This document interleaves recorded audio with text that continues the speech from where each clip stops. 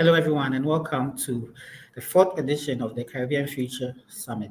It's a pleasure to welcome you all once again to this iconic summit, and we are glad to come your way with this summit once again. Welcome, everyone, to this summit today.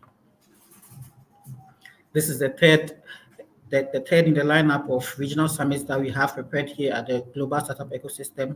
Remember, we are preparing regional tech ecosystems for a digital future. We started this week with the Middle East Future Summit on November 28th. Yesterday, we had the Latin America Future Summit, its third annual edition. And today, we are having the Caribbean Future Summit in its fourth annual edition. So we are pleased to come your way with this summit once again.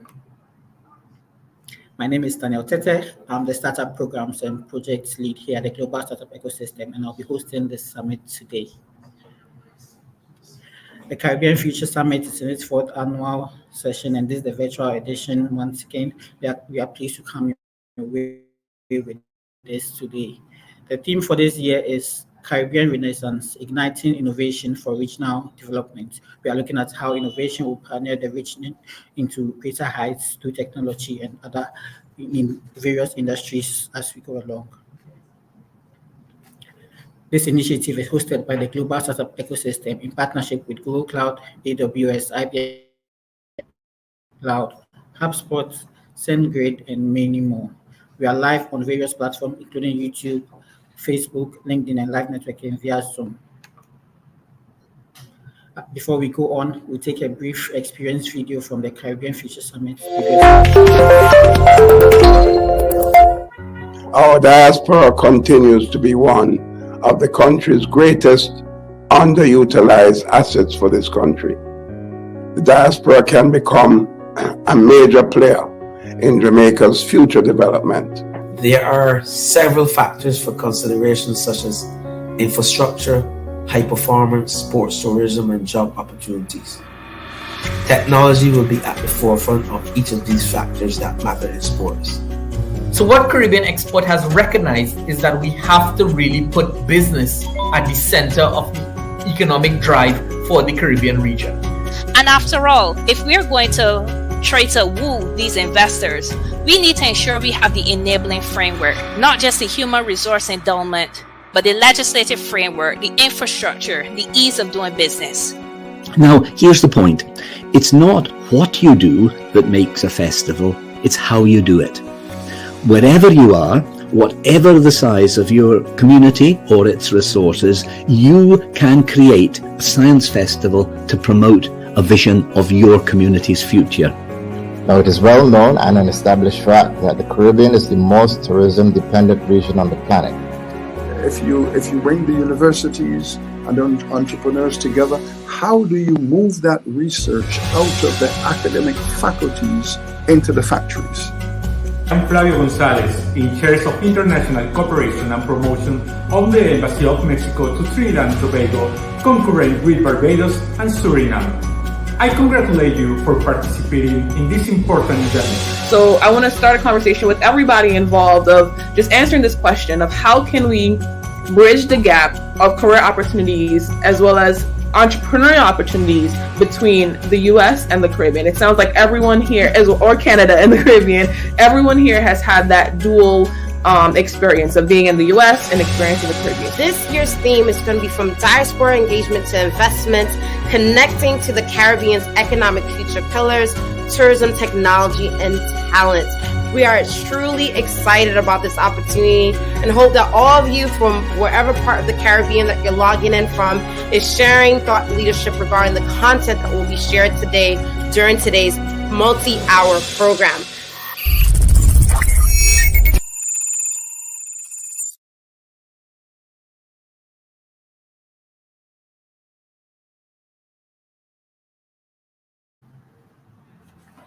We're excited for this year's lineup of speakers for this fourth annual edition of the Caribbean Future Summit, and you'll be meeting these speakers throughout the agenda for today. We'll go through the agenda much later on, but we are thankful to all our speakers that have made it for this year's edition. The Caribbean Future Summit is leads today as one of the most iconic summits that curates an active network of Caribbean investors, tech entrepreneurs, and celebrities who make impact within the Caribbean region. And this summit is brought to you by the Global Startup Ecosystem that leads with three major pillars of ecosystem development that include entrepreneurship, employment, and education. Under the entrepreneurship pillar, they lead today as a platform for tech ecosystem building in the world. And it's done through the launch of accelerators, tech summits, and tech initiatives in numerous countries across the world. Under the employment pillar, the global startup ecosystem holds career workshops and personal development accelerators and engagements as well. Under the education pillar, they take individuals and influencers through various tech trainings and workshops to help upskill them to prepare them for the future of tech. GSE has so many brands under management, including Tech Summit. It has 200 Tech Summit brands that curates and serve various countries and industry verticals, and launch of new brands from portfolio based on demand and growing global networks and partnerships. Some of the summits include the Haiti Tech Summit, the Barbados Tech Summit, the Tech Summit, the Ghana Tech Summit, Nigeria Tech Summit, and we have industry vertical summits like the Global Investment Summit, the Global Health Summit, and we have regional summits like the Caribbean Future Summit we have today, the Middle East Future Summit, the Latin America Future Summit, the Africa Future Summit, Afro Future Summit, just to mention a few. Over the years, we've come away with numerous editions of the Caribbean Future Summit since its inception, the first annual edition, second annual edition, the third annual edition in 2022, and then the fourth annual edition we're having this year as well. And we are grateful to all the speakers that have made it to various stages of the Caribbean Future Summit, including the first annual edition, second annual edition, third annual edition, and the fourth one as well. All the speakers that have graced this stage, we are thankful to you for your thought leadership as well, and we keep on following your initiatives across the industries. We are also grateful to all our top partners, including Google Cloud, IBM Cloud, HubSpot, Go with Google, AWS, Digital Ocean, Eventum, Africa Future Fund, Metaverse Times, and SendGrid. We also have Ndedi, the Caribbean Tech Group, and QCell as well, who have all shown support throughout the years. This year, we come away with an exciting lineup of speakers, including Christine Ntim, the CEO of the Global Startup Ecosystem, Honorable Carlos James, the Minister of Tourism of St. Vincent and Grenadines, Tiffany Bryan, Howie Firth, Dr. Charles Lindo, Ryan Folland, Sydney Paul, Tyrina Neely, Georgie Ann Gitton, Bill Kenny, John Matthew Sinclair, Peter Kinkwe, and Jeremy Temanini will all be showing up on this stage today.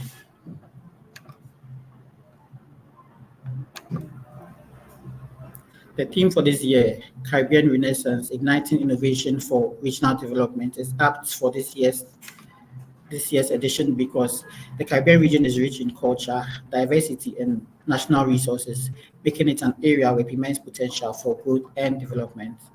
A Caribbean Renaissance simply implies a cultural and intellectual revival, suggesting a renewed focus on innovation, creativity, and progress. Igniting innovation for regional development indicates a proactive approach towards leveraging technology, creativity, and local resources to foster economic, social, and cultural advancements across the Caribbean islands. This renaissance could involve various initiatives, including the establishment of centers for innovation and entrepreneurship, where individuals can collaborate, ideate, and develop solutions tailored to the region's challenges. You can also invest in education to equip the workforce with the necessary skills in technology, sustainable practices, and business development. In order to promote sustainable development practices to preserve the regional's national beauty and resources, you could also foster growth by ensuring sustainable practices across various industries. There's a need for cultural preservation as well in celebrating and preserving the rich heritage and diverse cultures of the Caribbean while embracing modernization as we go along. Through infrastructure and connectivity, you can improve infrastructure and connectivity to facilitate trade, tourism, and communication and outside the region. We push for public and private partnerships that will encourage collaborations between governments, businesses, and communities to drive innovation and sustainable development.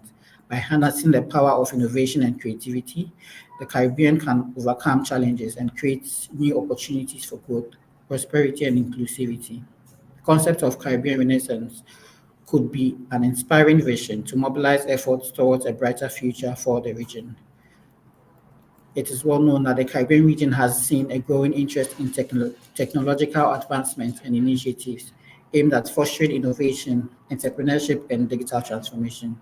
And there are some notable tech initiatives within the Caribbean.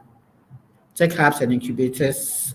We have seen various tech hubs and incubators crop up within the Caribbean region in countries such as Jamaica, Trinidad and Tobago, Barbados, Dominican Republic, just to mention a few. And these have established tech hubs and startup incubators. For example, the University of West Indies Venture Incubator in Jamaica that supports tech startups in the country.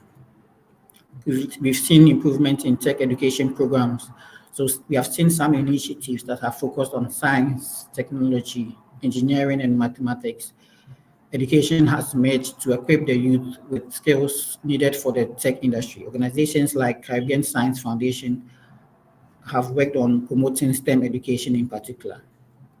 We've also seen the rise of e-government services, where several Caribbean nations have implemented e-government services to improve public service delivery. For instance, Barbados launched its government portal, making various services accessible online. We've also seen a rise in digital payment solutions. The region has witnessed the rise of digital payment platforms and fintech startups catering to online transactions and financial inclusion. Mobile money solutions like M-Money in Trinidad and Tobago and mobile banking services have gained popularity. In attending tech conferences and events like this, we've seen events like the Caribbean Startup Summit, the Tech Beach Retreat, the Caribbean Future Summit, and others that bring together innovators, entrepreneurs, and investors to foster collaboration and showcase various technological advancements within the region. We've also seen the rise in renewable energy initiatives as well. While not purely tech focused, the Caribbean has seen a lot of initiatives that have integrated technology into renewable energy projects. For example, solar energy initiatives aimed at reducing dependency on fossil fuels. Blockchain and cryptocurrency initiatives have grown over the years. Some countries have shown interest in blockchain technologies and cryptocurrency. Barbados, for instance, has explored blockchain applications in various sectors in the country. We've followed with keen interest digital tourism initiatives. Several Caribbean nations have embraced digital platforms and apps to promote tourism, providing information and services to visitors. At the Global Startup Foundation in particular, we've taken a keen interest within the tourism sector in the Caribbean region by initiating the Caribbean Tourism Career Accelerator, which has seen 5 different cohorts from Haiti and Barbados. We are looking to launch in Dominican Republic, Trinidad, and then open it for the larger region of Caribbean, where individuals and persons who are interested in tourism or would like to delve into the tourism industry could take part in this accelerator to learn more about sustainable practices and how to apply technology within the tourism sector to improve the skills that they already have and also add up to the skills that they do have. These initiatives indicate a growing recognition of the potential of technology in driving economic growth, fostering innovation, and addressing challenges in the Caribbean region. They also highlight efforts to bridge the digital divide, and leverage technology for social and economic development. This is all highlighted in the theme that we have this year, the Caribbean Renaissance, igniting innovation for regional development.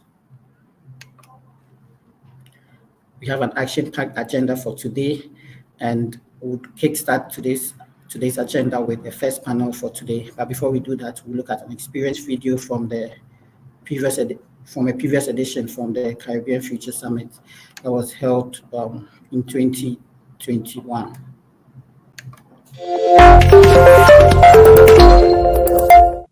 Our diaspora continues to be one of the country's greatest underutilized assets for this country. The diaspora can become a major player in Jamaica's future development. There are several factors for consideration, such as infrastructure, high performance, sports tourism, and job opportunities. Technology will be at the forefront of each of these factors that matter in sports. So what Caribbean Export has recognized is that we have to really put business at the center of the economic drive for the Caribbean region. And after all, if we're going to try to woo these investors, we need to ensure we have the enabling framework, not just the human resource endowment, but the legislative framework, the infrastructure, the ease of doing business. Now, here's the point. It's not what you do that makes a festival, it's how you do it.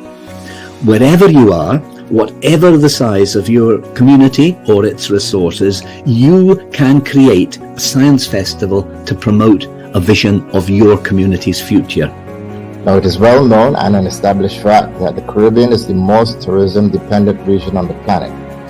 If you bring the universities and entrepreneurs together, how do you move that research out of the academic faculties into the factories? I'm Flavio Gonzalez, in charge of international cooperation and promotion of the Embassy of Mexico to Trinidad and Tobago, concurrent with Barbados and Suriname. I congratulate you for participating in this important event. So I want to start a conversation with everybody involved of just answering this question of how can we bridge the gap of career opportunities as well as entrepreneurial opportunities between the US and the Caribbean. It sounds like everyone here, or Canada and the Caribbean, everyone here has had that dual experience of being in the US and experience in the Caribbean. This year's theme is going to be from diaspora engagement to investment, connecting to the Caribbean's economic future pillars, tourism, technology, and talent.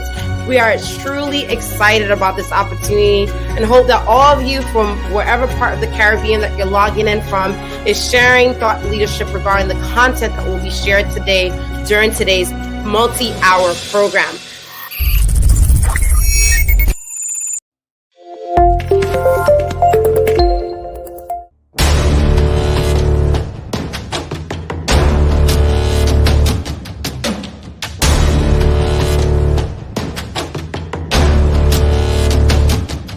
So on this chart, you can see LinkedIn's hiring rate across a couple different countries. The 313 stands for the deliverable.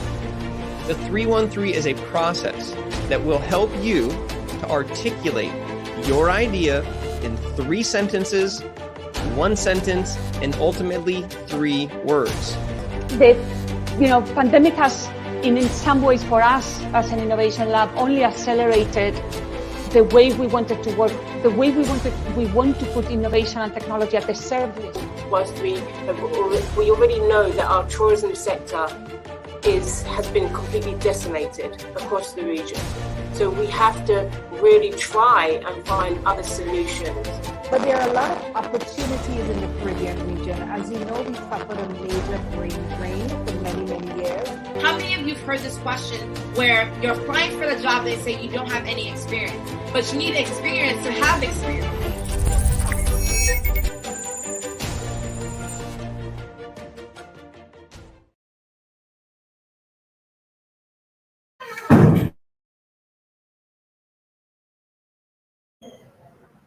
Welcome back, everyone.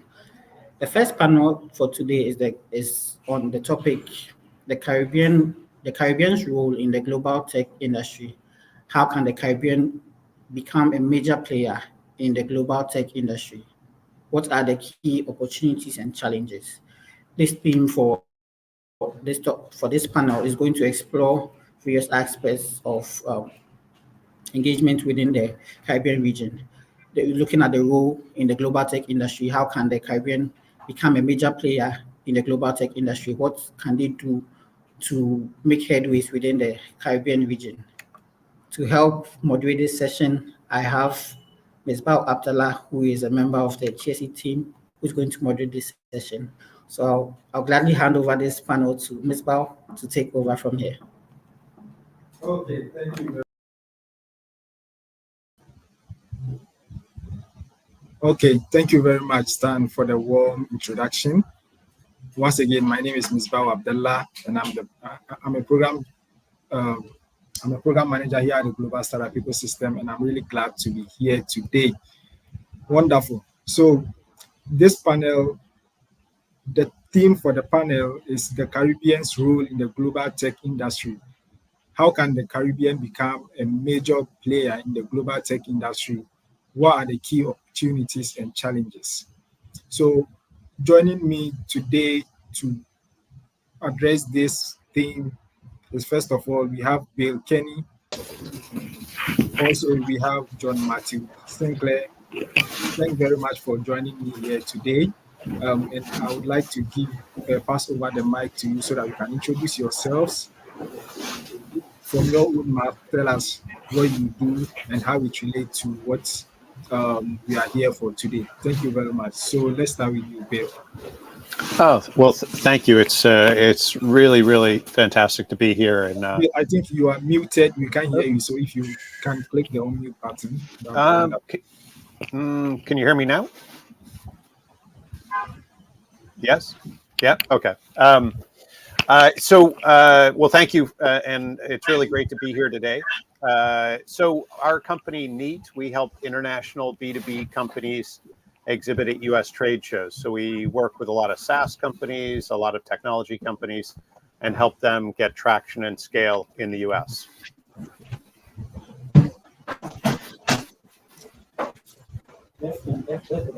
Okay. Next, let's hear from you.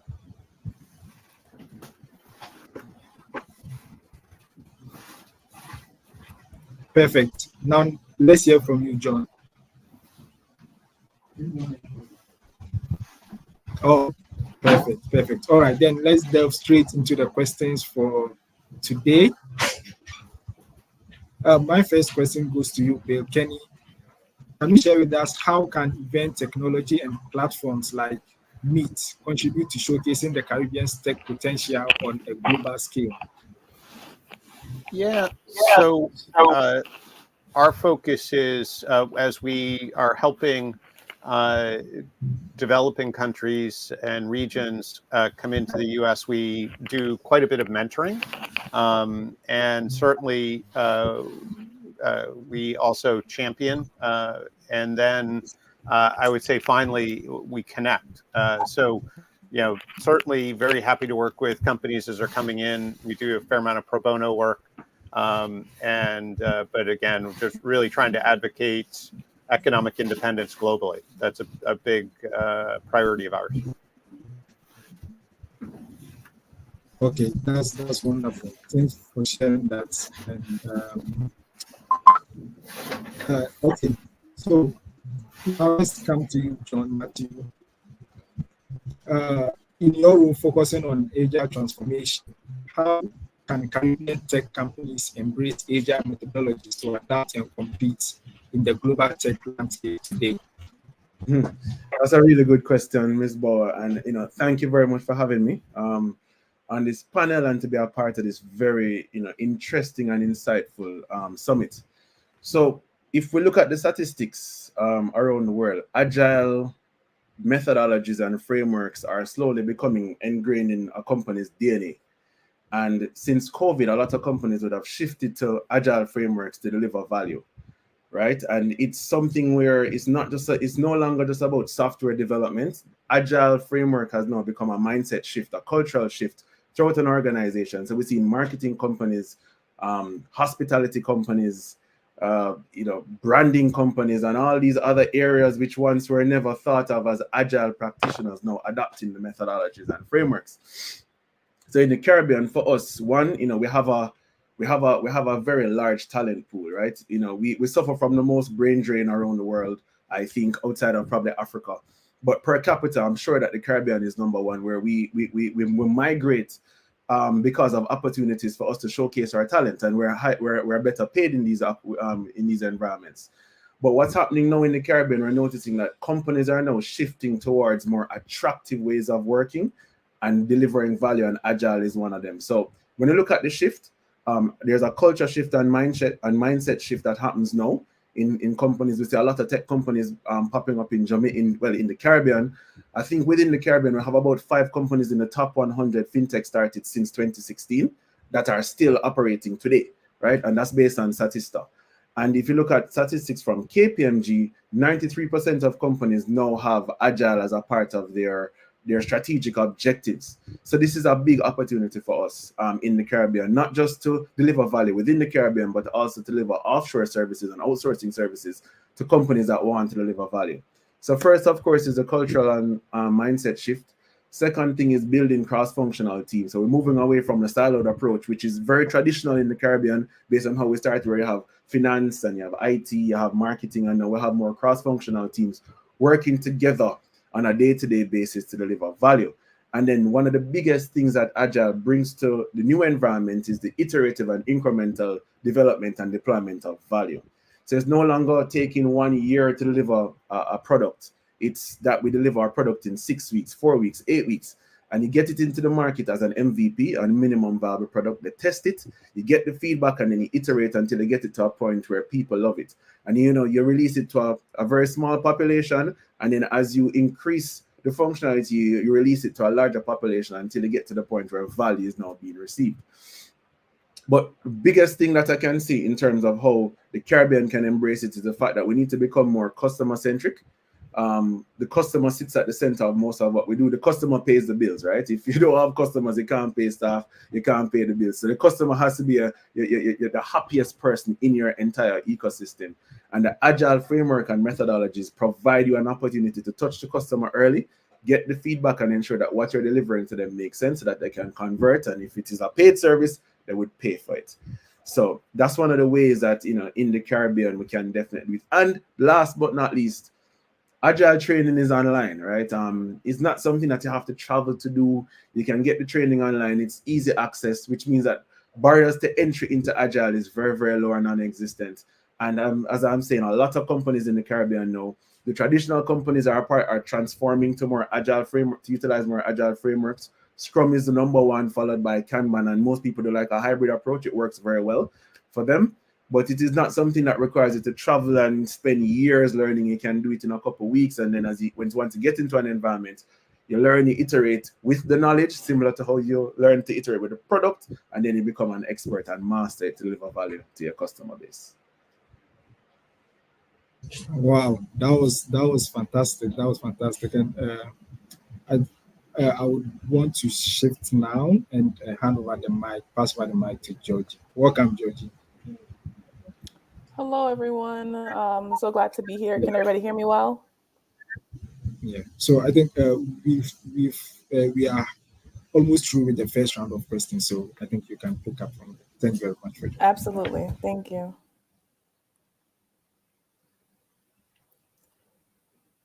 One moment.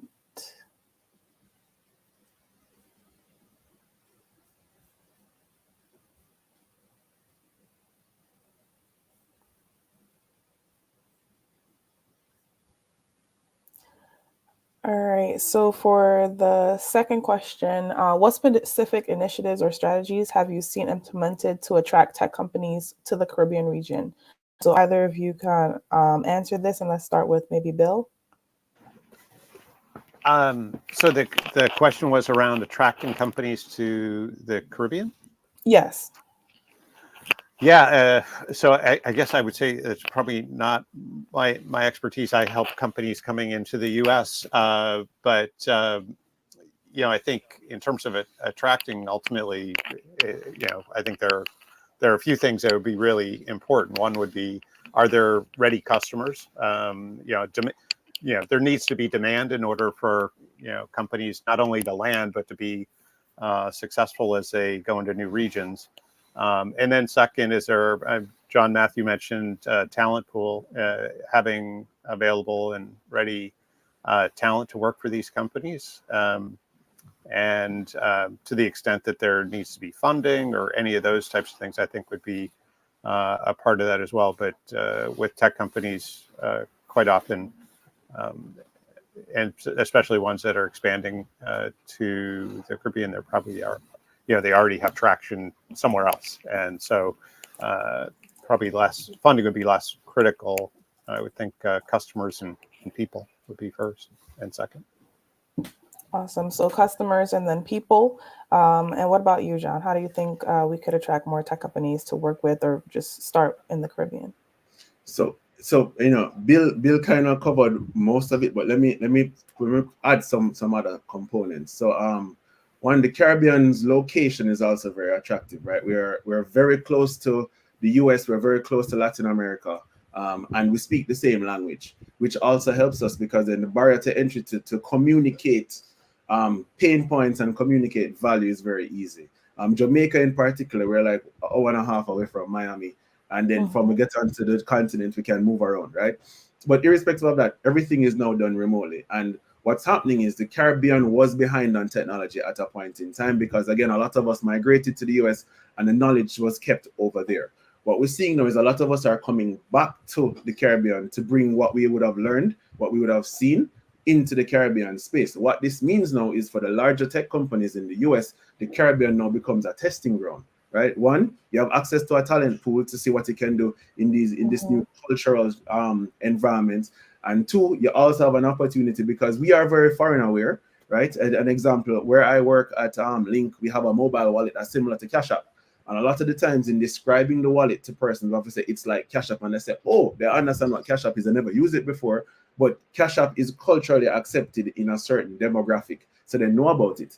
So what the Caribbean provides to tech companies is a testing environment where we are very tough, we're very resilient, and we're very stubborn, but it allows them to test heavily their products. And then depending on the feedback that they get from us, they can roll it out into the US as well. So it just gives a different spectrum of testing opportunities on top of the fact that you have access to a very large talent pool in the Caribbean as well for offshore services. Awesome. So between your two answers, what I heard was definitely finding customers as well as potentially using the Caribbean as beta testers, as well as early stage development team members.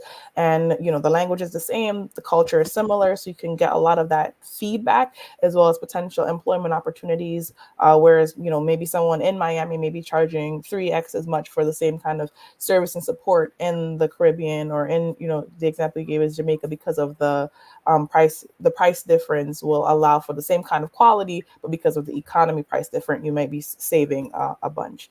Thank you so much. And now I would love to talk a little bit about events. So here we are, it's the Caribbean Future Summit. And we know that events and experiences, expos can help us leverage and let people know about what's going on. So I'm going to target this question towards Bill. But how do you think the Caribbean or even the US could use events to attract Caribbean talent? Because in the Americas, especially in the United States, there's a significant Caribbean population of folks that, migrate over.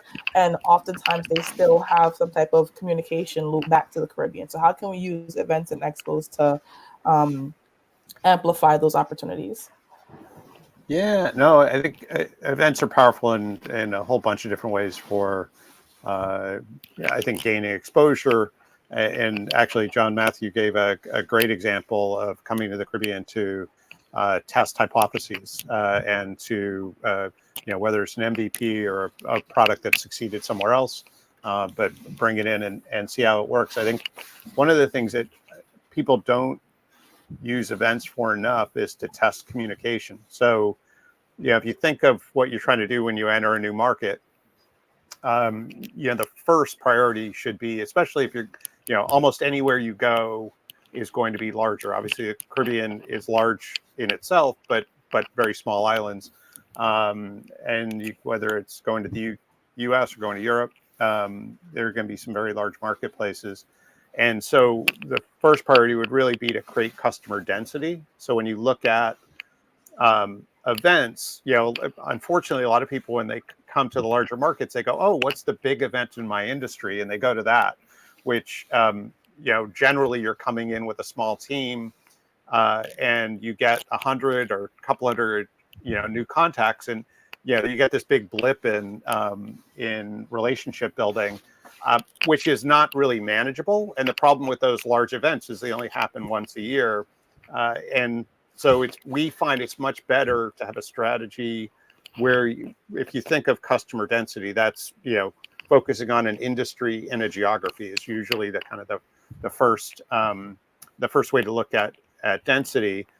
And so pick whether if going into the US, whether it's a state or a region, focus there. But the idea is that the first customer, no matter what, whenever you enter a new market, the first customer, it's a hard sale. It takes longer than you think. It hurts. You probably get bloodied a little bit. You change a lot as you're going through that. The idea is how do you make the second sale easier than the first? And so customer density really helps with that because the stories relate. Maybe there's a reference that exists. Any of those kinds of things. Plus, in the future, it's going to be much easier to maintain, onboard new salespeople if you can have them sort of own, something that's tighter and easier to build. And so in looking at events, you can come in instead of doing these large, sort of annual national type events, you can do local and regional events where you get this opportunity to test and iterate your communication. Obviously you want to get the product right. So testing the product with, whether it's beta customers or, the early adopters and so on, but also that the communication needs to be tested. And John Matthew mentioned Agile. You want to have an Agile marketing system as well, besides an Agile development system, so that you're learning and iterating. So you can go to an event, let's say it's an all-day event. You can go in the morning and have one banner, have one sell sheet. In the afternoon, while people are at lunch, switch it out, have a different one. So you A/B test all your hypotheses so that, ultimately, the only way you scale in any market is to have a repeatable system that essentially takes the prospect through a journey to where they close. So using events not only to on the surface make connections and create awareness, whether you're looking directly for customers or channel partners, but also using events to test and iterate. And the cool thing is when people opt in to whatever your sort of headline is, you can ask them why. What is it that makes this urgent today? And then for those that don't opt in, you can ask why. What is it? What is it that you are concerned about? What's keeping you awake at night? So you can use events to learn and build relationships. But again, looking at, as you're market entering, looking at small kind of local and regional events that are happening on a high frequency, whether they're meetups or, regional associations, whatever the case might be, there's just a ton of those to take advantage of. And they're a lot less expensive. You can sleep in your own bed at night. You don't have to go to Las Vegas. Everything's positive. Thank you so much for that deep dive. And so to summarize, using events, you could leverage it to get a bite with your audience, as well as do more frequent events so you could reach more people over time. And when you're doing it potentially even smaller events and potentially virtual, you get a wider reach of getting to connect with folks and having them have the access to the event without having to worry about flight and hotel and all these other accommodations. All they have to do is show up to your event. And that's an example that we're doing here with the Caribbean Future Summit. I'm pretty sure we're all in different parts of the world right now, but we're here together in this moment, sharing this experience, learning this information. And so before we move on to the next question, John, did you have anything that you wanted to add around leverage events to really connect these ecosystems? So I think Bill said it perfectly. The customer density is important, and I'm going to steal that term and say feedback density is what we really look at in an event. And I love the idea of A/B testing. In the morning you do something, in the afternoon you try something else. But what events give us an opportunity to do is just test messaging, test the interfaces, and just test the feedback of the customer to determine how they react to the product that we're trying to launch. So all that Bill said, I can't add anything else other than the fact that for us, an event is really is feedback density, because people come to events with curious minds, right? And they're going to stop by the booth. They're going to ask the questions. They're going to ask tough questions. They're going to try to demystify what you're doing. They're going to tell you that it doesn't make sense, and it's your objective to get all that feedback to determine how you move forward. So with the customer density, I also want to add that you get feedback density, and it's usually very good feedback. Events are not cheap, but it's free feedback from all those sources. So it's a good opportunity for companies starting anything new to get heavy feedback at these events.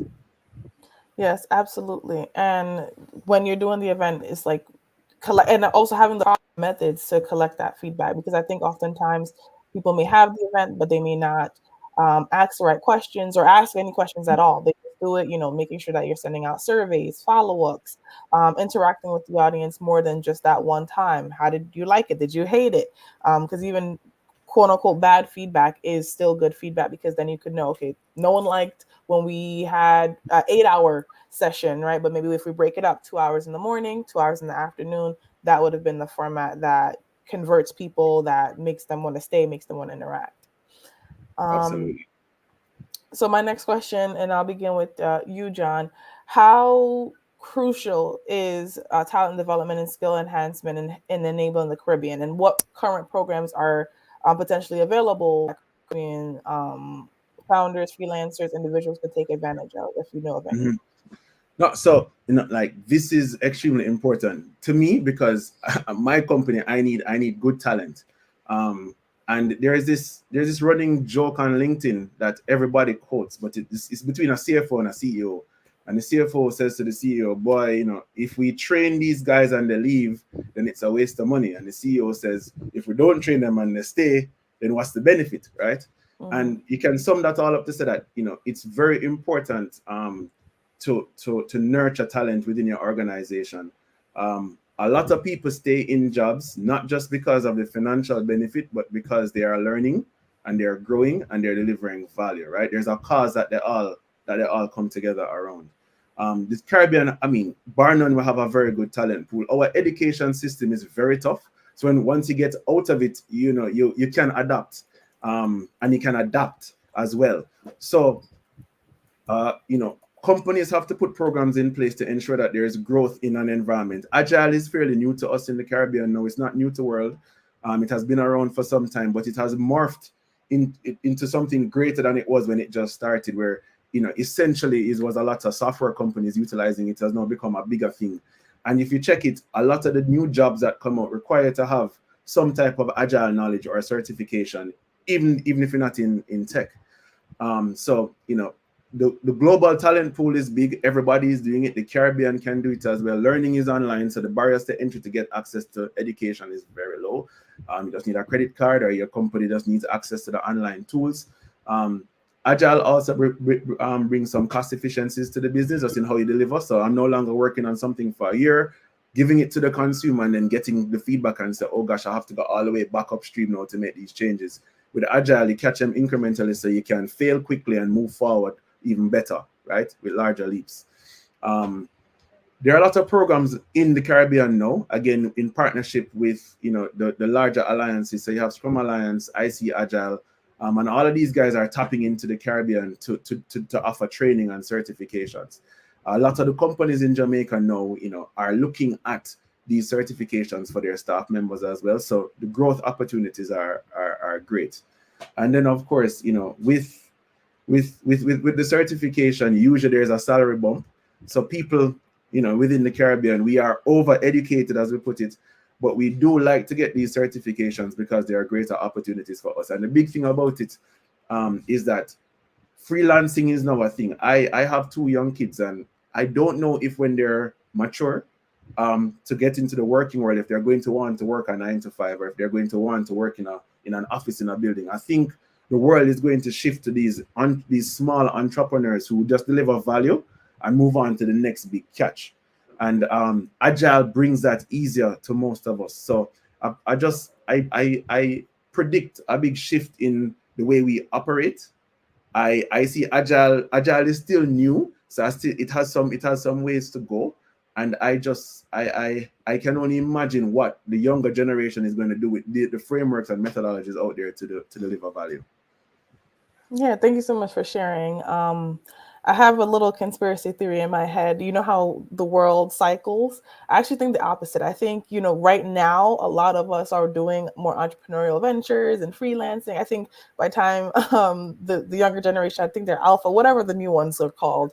I think they're going to want to be like farmers and like work in, I think they're going to completely swap, because if you think of like history, it's like been, oh, my parents are hippies, I'm going to work a 9 to 5. My parents are working a 9 to 5. I'm going to not be a hippie, but I'm going to do like more freer things. Yeah. So it's just been like this. So, we're going to have farmers. That's my little conspiracy theory. But it is still, the fact that people want things faster, better, and need to understand what's happening, what's working in a smaller time period. As we come to close to the close of this conversation, I wanted to ask you both, what are 2 or 3 skills that you think everyone should be keeping in mind, no matter if they're in the Caribbean, in Europe, in Africa, in the United States, because with the global market, everyone is kind of working everywhere. All the tools are, before 10, 15, 20 years ago, if you created a thing, a tool, a technology, it'll be probably your region, maybe your state, and if you're lucky, your country. Now you could have people speaking different languages interacting with your tool in different areas that you've never even knew existed. So what 3 skills will help folks be set up for success, no matter if you're a business owner or somebody that wants to work on a team? It could be a soft skill, a hard skill, just 3 skills, 2 to 3 skills you think everyone should have. And I'll start with Bill, and then we'll shift to John. Yeah, no, that is a real great question, Georgianne. Yeah, I would say too that I see missing in large degree generally today. Number one is listening, and I don't just mean listening, but I mean hearing, which means being empathic, understanding perspective, which active listening takes asking questions, right? And going below the surface of what someone says. So that's one, is listening. And the other one is selling. And I don't mean like used cars. I mean, we all, whatever our role is in an organization, we have not only, I think, to contribute to the company's success at selling, because if there is no revenue, there is no company, and we have to find our success somewhere else. But there's also internal selling, and the first tool of good sales is listening, because the idea is you need to match what someone needs with what you can provide, and that could happen when you're applying for a job. That could happen certainly when you're in front of a customer. But I think I tend to see there's a big, almost disdain from kids coming out of school now and whatnot around sales. So they just want to put out Facebook messages, and and somehow that's sales, right? I kind of equate that to when I travel and I go to a country where I don't speak the language and I'm trying to order food. As an ignorant American, when I'm not understood, my only tool is to speak louder, and I see online marketing a lot like that, right? We'll send out more messages. Well, whatever the case is, I'm just going to beat the drums harder instead of learning the language, right? In terms of where people are in pain and where we can help solve that. And I think that's both an internal and an external activity within and without companies. So yeah, I would say listening and selling. And we shouldn't be embarrassed to sell. Selling is good. It's just, we have to break the stigma. It's a good activity. Thank you. And what about you, John? What are 2 to 3 skills that you think everyone should have? All right, so I think Bill touched on the soft skills, which are like super important. A lot of us miss those. So I'm going to just get a little technical. But I'm going to do one technical and one soft. So to me, what I have learned in my journey is that we have to have the skill of systems thinking, where you look at everything in a whole opposed to just small bite sizes. Because when you understand the entire system itself, then your approach to listen and communicate also changes. So I learned about systems thinking recently. I think I have been a system thinker from before, but there's actually a skill set around it and how to approach problems with system thinking and solutions. So if anybody is taking notes, I think you can look up systems and design thinking is very, very big a very good skill set to have. And again, nothing to do with system in terms of an application system. It's just the system in which you're going to be operating in and delivering value or identifying pain points. And the second thing, Bill said selling, and for me, that is the ability to communicate well. The best sellers are also the best communicators. And, I think I've never heard it expressed like Bill before, but when somebody is not understanding what you're saying, you would just turn up the volume a little bit, opposed to re-engineering your statement. So I think being able to identify the problem quickly and being able to communicate it where they can identify value is very important. And communication is not something that we all have done very well. But the ones who do it well, you're just wowed by the way that they communicate and the way that they can tell a story. So storytelling is also very big because it creates a connection between you and the other party, especially when you can tell a relatable story. So, for me, it's about system. Bill said his stuff, listening and selling. I would say, look into system and design thinking. And then obviously, to me, it's about communicating very clearly. I think that's very big because the ones who can communicate clearly usually tap into a space very quickly. Awesome. Thank you so much. So to sum it up, and we're about to head to the next panel as well, you have to have good storytelling skills, listening, communication, systems thinking, and selling, because the way you communicate to a person can either make or break that sale. And if you know how to move within these few realms, then no matter where you are in the world, what industry that you're in, you will be set up for success.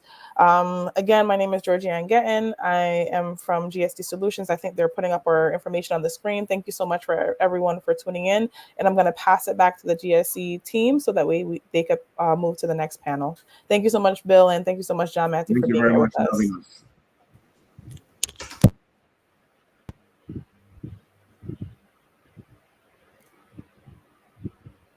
I think you're on mute, Staniel.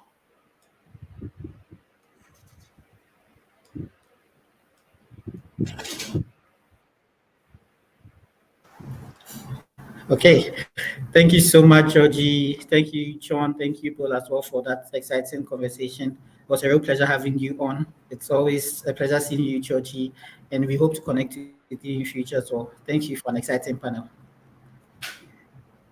You're very welcome. Have a good one, everybody. All right.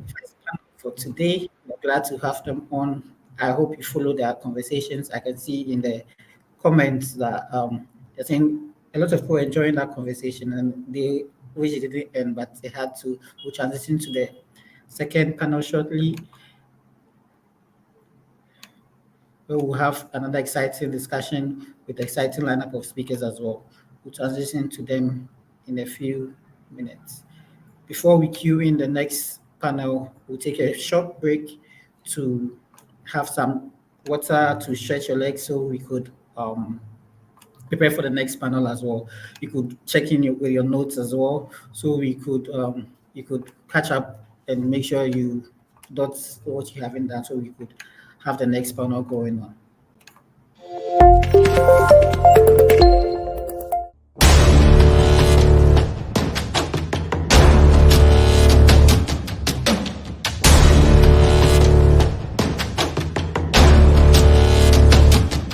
So on this chart, you can see LinkedIn's hiring rate across a couple different countries. The 313 stands for the deliverable.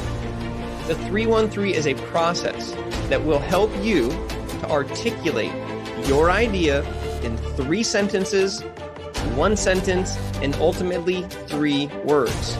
The pandemic has, in some ways for us as an innovation lab, only accelerated the way we wanted to work, the way we want to put innovation and technology at the service. Whilst we already know that our tourism sector has been completely decimated across the region. So we have to really try and find other solutions. But there are a lot of opportunities in the Caribbean region. As you know, we suffered a major brain drain for many, many years. How many of you have heard this question where you're applying for the job, they say you don't have any experience, but you need experience to have experience?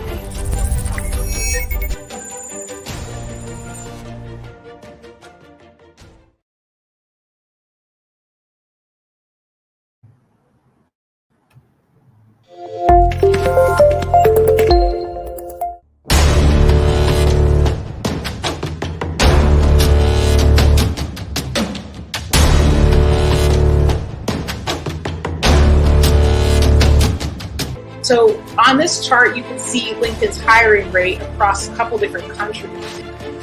The 313 stands for the deliverable. The 313 is a process that will help you to articulate your idea in 3 sentences, 1 sentence, and ultimately 3 words. The pandemic has, in some ways for us as an innovation lab, only accelerated the way we wanted to work, the way we want to put innovation and technology at the service. Whilst we already know that our tourism sector has been completely decimated across the region. So we have to really try and find other solutions. But there are a lot of opportunities in the Caribbean region. As you know, we suffered a major brain drain for many, many years. How many of you have heard this question where you're applying for the job, they say you don't have any experience, but you need experience to have experience?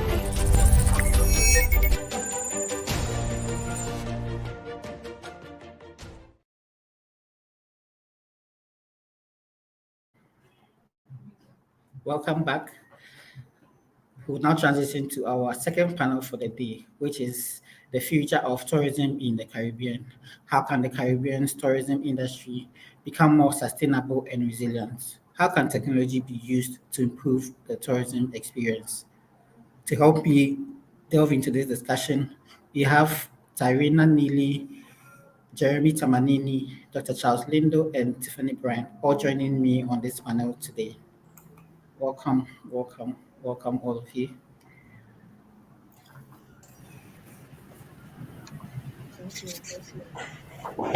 Welcome everyone. It's my pleasure to moderate this panel today. And to kick things off, I'll just go around and have you introduce yourself. Tell us a little bit about yourself and how it has led you to what you do today. We'll start with Tiffany Bryan. Hi, everyone. My name is Tiffany Bryan. I am the Chief of Staff at the Caribbean Climate Smart Accelerator, also known as the CCSA. And I have a very diverse background within the various industries, which I think has led me to where I am today at the CCSA, as the CCSA aims to accelerate priority initiative towards the realization of a climate smart zone. And, through my work with the CCSA, one of our central objectives is to transform the region's economy through climate smart investment. And we do this through a curated project pipeline for efficient implementation and advocating change and amplifying awareness and support for Caribbean small island developing states.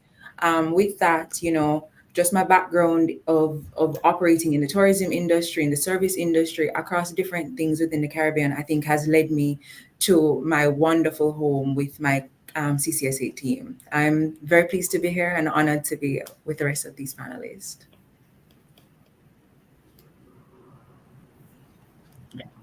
Pleasure to have you. We'll now go to Jeremy. Thank you. It's a pleasure to be with everyone today. I'm Jeremy Tamanini. I'm a consultant entrepreneur based in New York City and have been working for about 10 years at the intersection of data and sustainability. I created something called the Global Green Economy Index, which tracks country performance in the green economy, including most island nations in the Caribbean. And I think this is my third time maybe, participating in this summit. And I love this region. I love how much is happening in this region that sometimes people don't know about. So I look forward to being here today.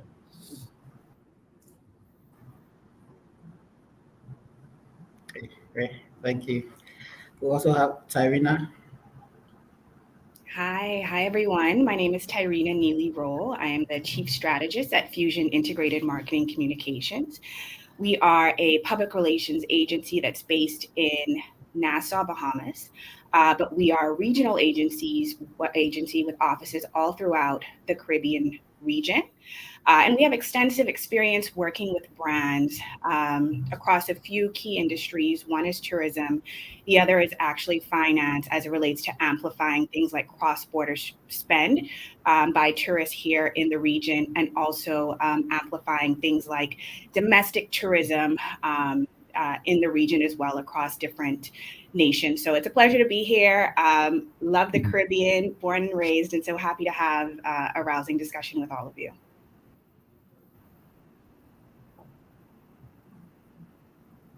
Great. And we also have Charles as well. So finally, Charles. Hey, Ted, how you doing, man? Good morning, everyone. Good morning, and thank you so much for having me. I really, it's an honor to be back on this stage and on this forum. I heard Jeremy said this is probably his third. I think this is my third or fourth one as well.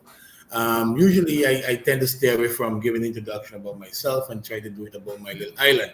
My island, and many of you probably have never heard of St. Eustatius, and I get that often. So that's why when I get the opportunity to expose my island, I do so gingerly, without any shame at all. So my island is a small little island, 8.1 square mile, right there in the Caribbean. Actually, we are located about 21 miles off of the coast of northeast of St. Martin, which some of you probably heard of, and then we are about 5 miles northwest, of St. Kitts, which I know many of you, especially those in the British Caribbean area, would have heard of. And definitely, I think the whole of the entire audience probably would know of Puerto Rico, which we are about 391 kilometers from out of Puerto Rico. They said small island, 8.1 square miles, about 3,200 inhabitants. And we pride ourselves, small island, big thrill. That's what we like to say about ourselves. But we are very friendly, small island, family-oriented destination. And yeah, again, being a small island, this, sustainable development, sustainability is definitely a thing on the forefront, because, you don't want to lose your identity before you even start out the door. So again, Charles Lindon, the Director of Tourism on this small, lovely island, from the small, lovely island as well. And it's an honor to be here, and of course on this wonderful panel with all these wonderful persons. And thank you again for having me. Great. Welcome, everyone. And thank you so much for coming on the session today. I'll start with you, Jeremy. In what ways do you see technology disrupting or enhancing the tourism experience in the Caribbean, based off your experience with dual citizens? Absolutely. I'm going to speak a little bit today about artificial intelligence and how that relates to tourism and sustainability in the Caribbean. This is a topic that's been so popular this year in the popular imagination. I feel like it's the buzzword. And sometimes maybe we don't kind of go below the buzz and kind of think about what this means in practical terms.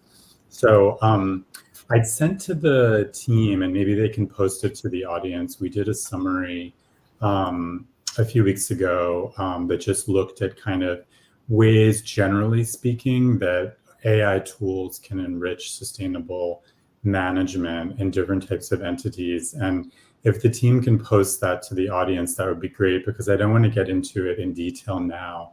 But it is useful because it shows a lot of generic tools that cross-sector can be valuable in terms of promoting sustainability through AI tools. So a couple quick examples of this have to do with chatbots. So using our AI to make more efficient, make more culturally relevant the communications that you have with visitors and connecting visitors with the local culture. Obviously, energy management is a huge one. So using AI tools to optimize the use of electricity, to better process waste, to reduce usage of natural resources like water. In addition to some other points to consider when integrating these tools into tourism-related processes. So that's kind of one piece as my introduction. And then what I'll do quickly is just give a few examples where I think that AI tools can start to integrate with the tourism sector to make it more sustainable and more efficient in the Caribbean. So one area has to do with the personalization of visitor experiences. So there's been a lot of data collected over the past decade. All tourism operators have large troves of data on customers, maybe some historic data, maybe some data from third parties that gives them at least the possibility of seeing a more like nuanced view of what different visitors might be interested in. But what AI tools can do is they can help really read that data and make that data actionable. So for example, look into some of the historic data that a tourism operator might have on particular customer and start to see what type of opportunities, experiences, new ways of sort of selling to that customer might be worth exploring in the future. So they can become a tool for customer retention and development. Another area has to do at the very other end of the spectrum with biodiversity and landscape management. So one stress on many islands and anywhere in the world really related to tourism has to do with the degradation of natural resources, everything from marine biodiversity to forests and other parts of the island. It's obviously something that we want to avoid, but at the same time, it's a large element. It's a big piece of what attracts tourists to many Caribbean islands. So what's interesting about AI tools is that they can be utilized, particularly through satellite-based data, to really give more insight on the relationship between visitor volumes and some of this degradation that may be happening. So for example, is there a really popular marine area in an island landscape that, while being extremely popular with tourists, is having a negative impact on biodiversity? That's the kind of insight that can be really useful as islands try to balance promoting tourism with landscape preservation. And I'll conclude just by giving an example around transportation, which it's not a very exciting example, but I think it's really important in terms of merging kind of like the local economy with the tourism economy. We see a lot of interesting tools around transportation optimization, AI tools that can help better manage traffic flows and like the way that tourism traffic intersects with local traffic flows helps to not only make everyone's day a bit easier and less stressful, but also can help in terms of infrastructure development in the future and having a clearer roadmap of the type of infrastructure that should be pursued. So that's just scratching the surface, but I just wanted to throw out there some kind of specifics around AI that might have some relevance to some folks in the audience in terms of optimizing your own work around sustainable tourism in the future. Yeah, thank you. And definitely sustainable tourism has been a topical issue of late, and will take me to my next set of questions. Starting with you, Tiffany. What role do you see the Caribbean Climate Smart Accelerator playing in driving sustainability and resilience within the region's tourism sector? Okay, well, first of all, key opportunities that to drive sustainability in the travel and tourism sector are mitigation and decarbonization. The CCSA plays a role in driving sustainability and resilience within the region's tourism sector by engaging in projects that are aimed at exactly that. We are engaged with initiatives such as mangrove restoration by aiming to create innovative financial solutions that can bring blue carbon and mangrove rehabilitation projects to scale more rapidly, as well as decarbonization of the transportation sector opportunities with projects that we engage in, such as the Caribbean Single Energy Market, which views green hydrogen development as a regional diversification opportunity, right? And then additionally, We have greening infrastructure through projects such as CRDC Global, which aims to solve the region's plastic crisis by using plastic waste to improve construction materials, as well as amazing projects like Partana, which has developed a carbon negative construction solution that sequesters carbon emissions. These are some of the amazing things that we engage in with at the CCSA that can help to drive sustainability and resilience within the region's tourism sectors. That's me. Thank you. So, sustainability, Charles, you are a tourism director. What sustainable initiatives has St. Testus implemented or plans to implement to enhance the Caribbean tourism industry, particularly within the area of sustainability?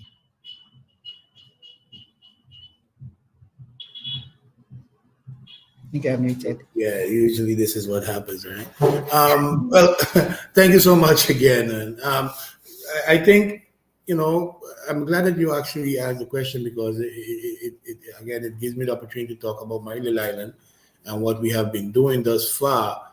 But I would like to take this from a 8-point perspective. I probably will not go through all 8 of them, but at least if there are questions at the end, I can always, showcase. But I'd like to tap into the first 4 at least. And the first one we're talking about would be like ecotourism. On our island, we have about pretty much 9 to 10 managed, designated trails, and those trails are managed by the National Park Organization, which is STINAPA, and they does a phenomenal job. They actually handles the on land and sea parks, whereby everything that is there is properly organized, and persons cannot go on and dive on their own. Person cannot fish as they would like to go and fish. So everything is managed and handled through that particular organization. In the sense that right now we are busy with a project that's called handling the roaming animals. As you know, many Caribbean islands has a problem with roaming animals, and we are to the point where I'm not saying we are not going to extinct all the animals, but we are putting it in control. There's a project ongoing right now where the roaming animals are being either put into an area where they can basically carry on and fend for themselves. But there's also those that belongs to farmers, and they too are being assisted in how to manage and handle. And why is this so important? Because of the erosion that these animals cause. So, and the erosion, one of our main product on the island is dive product. So can you imagine when it rains, what happens? The water run off, it runs into the ocean. The reefs start to get damaged, etc., etc. The list goes on. So that's why it's so important to handle that. That's one of the things that we are busy with. Also, one of the things that we have here is bird watching. We are back into ecotourism again. We have about 25 different species on the island, and the reason why it's so important for bird watching is because these are birds that actually during a certain time of the year you don't see them at all until it's time for them to come back and nest. And it's very interesting because sometimes you see a bird and you're like, what is that? As islanders. And then, you will get the STINAPA now would have the opportunity and the ability to say, hey, this is, a type of bird. I mean, I'm not familiar with all these fancy names that they give these birds, but, 25 different species comes to an 8.1 square mile island to do their nesting. And another thing we have here is remember I talked about the diving. We have about 36 different marked dive sites around the island, managed and again by STINAPA. So whereby if persons are going to dive, and the good thing about it is the dive centers are very keen on this, and I think it's because of the mere fact that if the reefs are not there and the wrecks are not there, then their wallet is going to feel the pinch. So, but when they take their divers, they make sure that the divers are not, touching the reefs or going too close to the reefs, etc. And we have about 4 or 5 different snorkel site that is also managed. And that's in the area of ecotourism. One of the big things that really hit our island around 2015-16 was when we moved from the regular dumping. As you know, a lot of these islands has dump sites. And going to a dump site, you just drive down with your truck, you empty your garbage, and then you hope that within the course of the week, someone come, push it aside, or burn it. Now, that was not going very well, because at the end of the day, all that stuff washed down into the ocean. Remember, I told you diving is our main tourism product. All that stuff would wash down into the ocean, and then you get the problem with the turtles that come to nest, fish, and so it was not a good thing. Around 2015, 2016, we went over to a waste management plant, which is one of the most, I must say, upscale one in the region, whereby there is incinerator in place that burns two different type of waste, which is you have your medical waste and you also have your daily waste, which is your household waste. And these two incinerators are in place to make sure that distinction is made. The next thing is we were not really familiar with recycling. I mean, when I growing up as a little boy, my grandfather used to recycle, but we didn't call it recycling. We called him using the buttercup to make a teacup, where he would solder the handle onto it, and that's your teacup, basically, right? That was recycling. Now, here we are now. We're back on this program where recycling is a big thing for us right now. With the coming of the 2015-2016 waste management, we also was introduced to different types of bins, which means there's one bin for waste, which is waste that cannot be recycled, and the other one is for recyclable materials. So now the entire community has been introduced to something new. It took a while for us to catch on. I'll let you know that for sure, but it's in place right now and it's working very well. Another thing that we got from the waste management was regular routine garbage pickup. So no one now is allowed to go to the dump to dump their garbage. If you do so, you have to make an appointment. You go there and you have to pay a fee. They're going to wait, and also everything is being properly managed and controlled. Removal of wrecks. If you look at again, that's one of the things with us here in the Caribbean. Wrecks is a big thing. I will have my little old car, and it's no longer running. I park it on the side of the road, and I go down the road and I get another old one. And basically, they keep piling up. And that's one of the things that you see happening now with the coming of the waste plant as well, removal of wrecks, etc. There's also a lot of educational campaigns that's taking place regarding how to do it and what to do. So consistently, persons are being updated and informed on how to do the proper waste on the island. The next thing I hope that we can get to show this video at the end of this session is the solar park. And around the same year, 2016, we were introduced to renewable energy. And actually, the island of St. Eustatia is the only one in the region right now with the largest solar park, which gives 100% solar energy. I'm talking electrical now, from the electrical company. So we have an electrical company which is called Stuco. During the day, it's operating at 100% solar for the entire island, and there's no other island that does this or is busy with this. And at the moment, they are busy with phase 2 and 3, which means within the next year we are destined to go over to 100% solar powered energy for the entire island during the day and evening hours. This a move has saved a reduction in about 800,000 liters of fuel annually.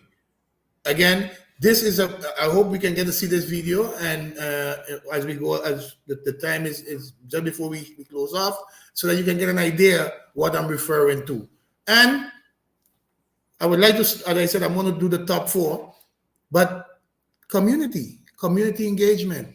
We have had, there's nothing you can do within, especially within the tourism sector now. I'm talking about tourism perspective.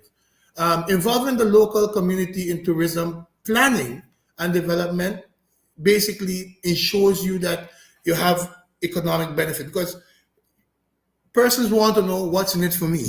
The whiff, the whiff from theory, what's in it for me. That's basically where it's at. You're going to have to involve people, educate people, and let people know, look, if you do it this way, this is what you can achieve by doing it like that. And then, you're going to have your businesses, your artisans. So you're going to bring these people in to the program and make sure that your community is also involved with the development. So, and again, I would leave it here for now. And if there's any questions, I'll be more than happy to go on with the other, as I said, it's other 4 aspects that we talk about when it comes to, sustainability and sustainable development. Interesting, and really great insights shared there. I'll now come to you, Tarina. From your experience, what challenges and opportunities do you see arising when integrating technology into the strategies for enhancing the tourism industry's resilience within the Caribbean region? Okay, thanks so much for that question. I think there are a number of challenges, right? Many of the nations in the Caribbean are smaller. And so, of course, when it comes to implementing technology to amplify the tourism industry, we have, I think, one of the fundamental challenges, which is funding and investment, right? And being able to find the funding in order to implement the advanced technologies that we know are going to help to grow the region, that are going to help us to analyze the big data that may already exist, to be able to extrapolate, those things we need to build winning strategies. So that's, I think, one of the core elements that provides a challenge.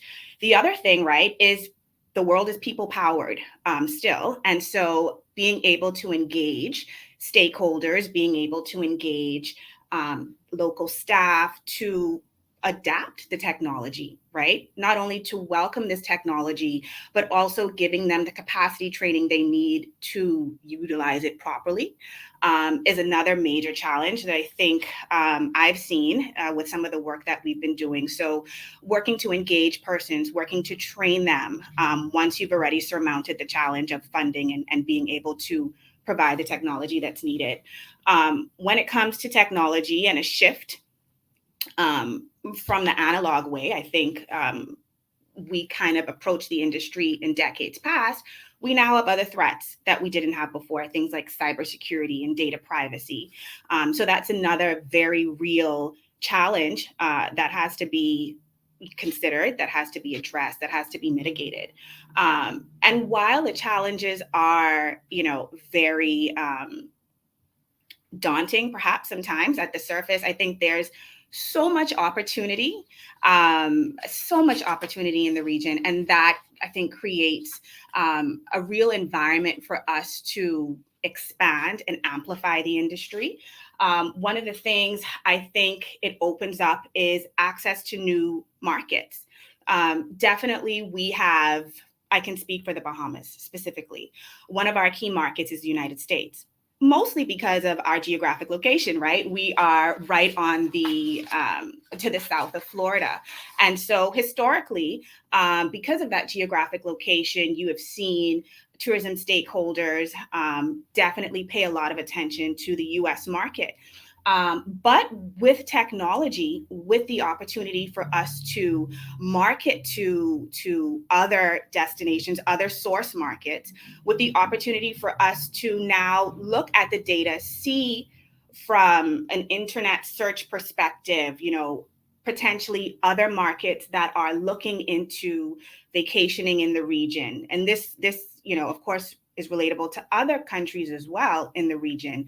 We can then identify when there are opportunities for us to explore and amplify our messaging in other markets as well, to grow them, and in order to develop our storytelling in terms of particularly speaking to different aspects of our culture, different aspects of the tourism product that we offer, to look at the available opportunities from other markets and amplify them in order to grow those markets outside of the source markets that we have traditionally saw success with. So yeah, I think there's a ton of opportunity. I think technology can be used like Mr. Lindo said, for empowering the local community, right? The source of sustainability, I think, is community involvement. It's cultural sustainability. It's being able to continue the stories that are the core of Caribbean culture, whether that's straw making, whether that's the inherent core of diving, right? Free diving in Caribbean countries to get your food, right? Diving crawfish, diving conch, these sorts of things. And so I think at the core of sustainability is making sure that we sustain our culture and utilizing technology to empower the community so that I came across this term a few years ago and I love it. It's actually, I'm borrowing it from a client, but we literally make tourism something that benefits not only, big business, but the individual persons who live within these Caribbean countries so that it is sustainable for the long term. And so I think that's one of the huge opportunities with technology, with AI, really coming up with strategies to empower the communities that are welcoming tourists to their shores. All right. Thank you so much for those insights as well. We've been looking at the impact of technology there as well. And that will bring me to you, Jeremy. If you could tell us how technology can bridge that gap between travelers that are seeking authentic experiences and the preservation of the culture within the Caribbean region, especially that rich cultural heritage we have in the Caribbean. Yeah, it's a great point. So I think what's important, and this is building on comments from the other panelists, like all of this technology and AI, I mean, a lot of it's based on underlying data, and the outputs you get from these tools are only as good as your underlying data are. And a lot of that comes back to data management and having capacity, which was brought up as a point, like having the training and the know-how locally or on teams within tourism operators to manage these data. But assuming that is happening and that different stakeholders have a good grasp of what their underlying data are, there's huge opportunity to use tools, and some of them can be AI powered, to creatively connect visitors with local culture, to tell stories and to create connections, not just with cultural aspects of different places, but also with local businesses. So one thing that I would do if I were like randomly given, authority over, tourism operation would be to try to link creatively a lot through data that I may have on visitors, like different tourists with emerging sectors on island, and try to almost like, it's not that everyone wants to like network and, learn about business opportunities on their vacation, but I feel like in the Caribbean, there's such a captive audience, or at least an audience, a potential audience that have potential business opportunities to match with local businesses, local innovators, obviously local cultural experiences as well. And again, using tools that may have AI components to them to create these connections. And in doing so, hopefully like bridging that gap a little bit more in ways that are sustainable longer term.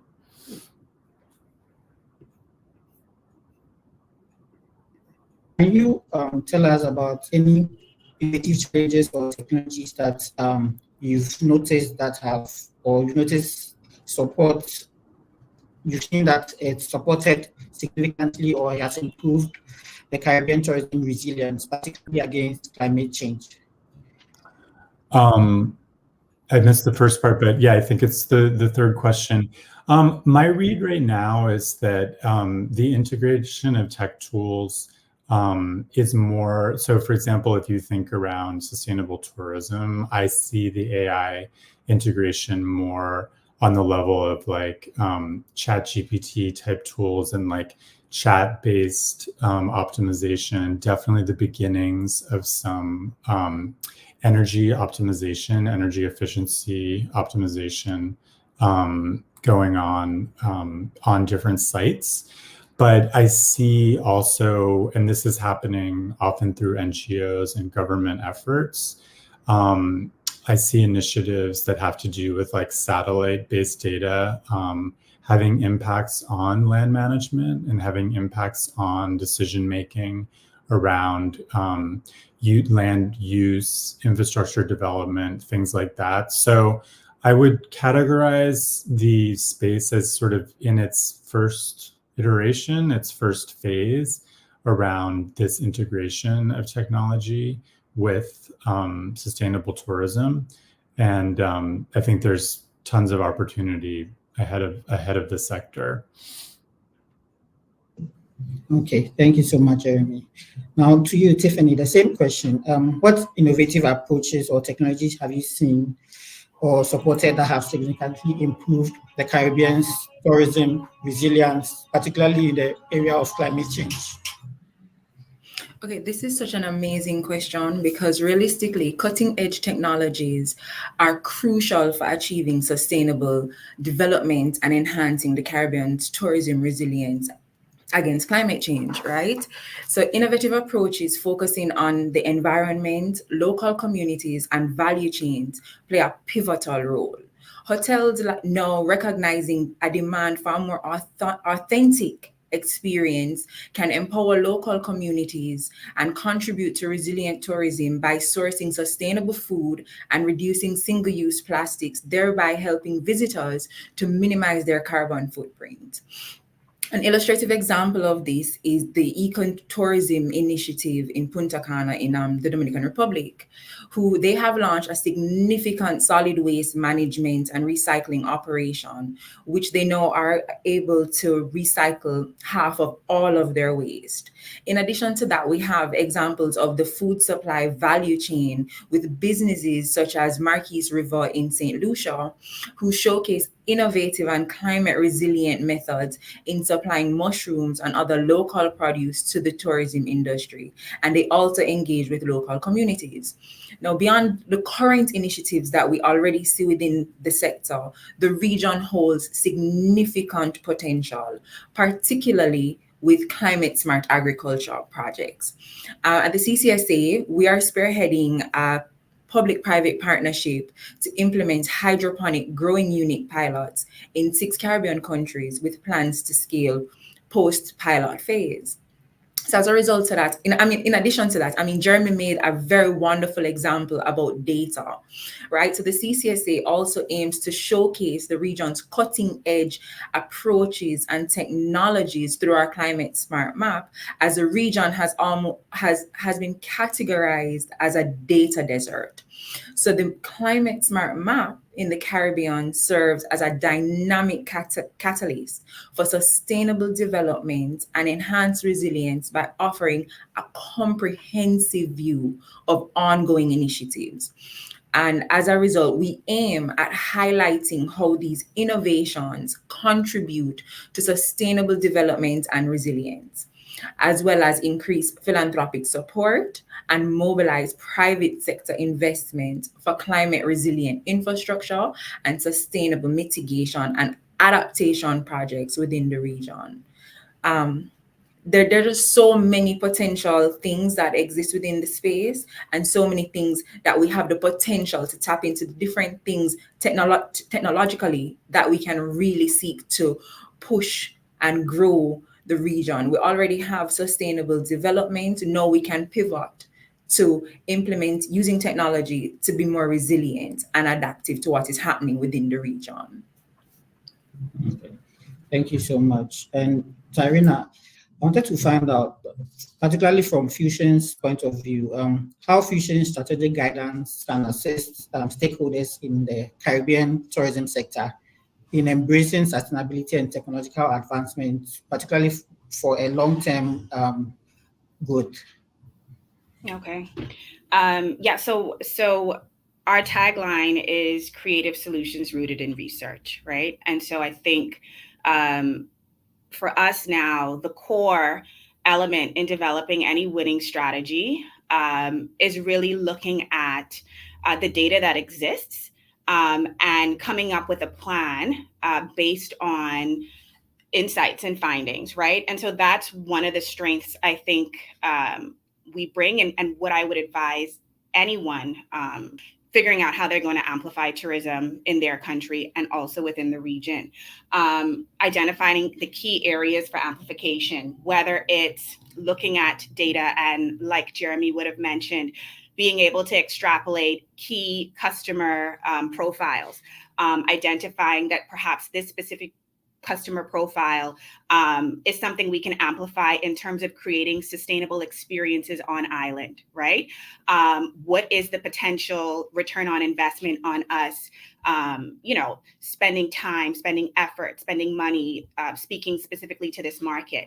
In addition, really creating partnerships and collaborations, opportunities to speak on panels like this, to hear about what the CCSA is doing, to hear about what's happening in St. Eustatius, to hear about what Dual Citizen is doing from a public relations standpoint, right? One of the key benefits that we bring to clients is making strategic winning connections. And so Tiffany would have talked about a second ago, and I think a couple of the other panelists mentioned things like waste management, right? As it relates to tourism, sustainable waste management, water conservation, what we're doing in terms of landfills, for instance, when it comes to sustainability, composting, and that kind of thing.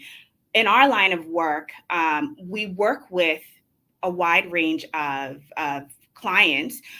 One happens to be a client that works in this space as well. So really making the connections we need to determine best practices within the region from all different elements of the tourism economy, whether it's talking about a sustainable infrastructure, sustainable practices as it relates to things like waste management, and also making those key strategic decisions as it relates to customer profiles and what we can do to amplify and explore new markets that may have truly, financially winning benefits for individual countries and also for the region by looking at the data that exists and the insights that we can get from that data.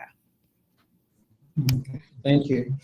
Speaking of those connections, I'll come to you now, Charles. Building those strategic connections, do you see any collaborations or policies that you believe are essential for promoting sustainability while balancing the economic growth within Caribbean tourism?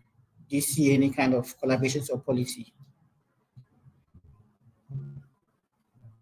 I think you are muted, Charles. Okay. I think so. I think there's a lot of opportunities out there where we can all, benefit from. I mean, you sit here, we hear about the different things that can happen. I'm hearing about the Punta Cana, I think it's Punta Cana, you said, that has a huge waste management program going. You hear Jeremy talks about the AI, and then Tiana as well, about what they does in the Bahamas. I mean, so we can all learn from each other. One of the things that we can do is you can look at, I think you have to talk about multi-stakeholders collaboration, which means, you're looking at the public and private sector collaboration, because that sometimes you get the government that's going to come up with policies and nobody knows what the policy is about, and it's implemented, and then everything go haywire. Whereas if you have that collaboration where you encourage the government encourage private sector entities and local communities to come together and develop and implement sustainable, especially in the tourism sector, because remember, tourism is so vulnerable. Every little thing, COVID proved that to us, how quick things can change. Yeah. And so we need to come together. We need each other to make sure that these things happen. NGOs like these folks who we are talking to here, these guys have the expertise. And I think if we involve these guys in engage these NGOs into the development and the conversation from start, and not when it's already implemented and things start to go wrong, then we're going to look to bringing these NGOs. Hey, by the way, can you help? No, let's start from the beginning. That way, things can go right from the start up, and everybody then benefit from it. When you talk, I mentioned about the Bahamas, etc. Regional cooperation. For example, right after COVID, the islands around here came together in a marketing effort. Why? Because at the end of the day, everyone was concentrating on the bigger Caribbean islands, but these smaller islands were not getting any attention. And actually, people were staying away from us as smaller island because, when they hear about Astacia or Nevis or Anguilla, it's like, oh wait, they should be riddled with, the COVID, etc. And we then came together, put up a promotional marketing video together and said, we are open for business. That really went and it transitioned into people, starting to think about how is it possible? And then we said, look, we are safe. We are open. We are ready for you. So regional cooperation is very important for us. And that's how I think we can get together. But when it comes to policies, you also need to do some frameworks. And we're talking about regulatory frameworks, where you start enforcing these things and making sure. For example, in our here in Statia, we have a spatial development plan. Now, what a spatial development plan is, it's a simple document, but you cannot build XYZ in certain area. For example, if I want to build a hotel in an area that is destined for development, for housing development, it's not possible. If I want to open a restaurant or a nightclub in a certain area, so these are things that gives us certain policies and documents I think could be put in place whereby we all could pretty much work with them, but it all come back again to community. Guys, I don't want us to forget community, because at the end of the day, and I think one of the panelists mentioned it as well, you can come with all kind of bright ideas, brilliant ideas. And if the community, the people does not see it, if the people does not feel it, if the people is not involved, your idea is not going to float, it's not going to go. So, community engagement is one of the very, very important thing as well. And in the past, we used to have a conference. It's called the Sustainability Conference. And there was two things really that the conference aimed to focus on. Motivation, which gave people the reason why to do sustainable, tasks or things, and education. We educate people on why is it important? What's the important part? Because now we start talking about the future. And that actually, during the COVID again, that too had to go away, but we are planning on bringing it back because we realized it had an impact. People started understanding why sustainability and sustainable development was important. And again, education. There can never be too much education. There can never be too much information. And another thing last thing I want us to talk about is programs like certification programs. I think, Jeremy, you're the one, you just said you have Green Globe or something like that? Yeah, it's an index actually called the Global Green Economy Index. So it's not a certification per se, but it is a measurement framework that quantifies. Those kind of programs are very important for the sector as well. Why? Because restaurants can make use of them. Hotels can make. During the COVID session, right after COVID, we realized how important these certification programs became. People start talking about hygiene and how these things are supposed to be put in place, and is your place safe, etc., etc. People start talking about going to hotels and are the sheets before we didn't care about that. Are the sheets being washed? What are they being washed with? How often are they being washed?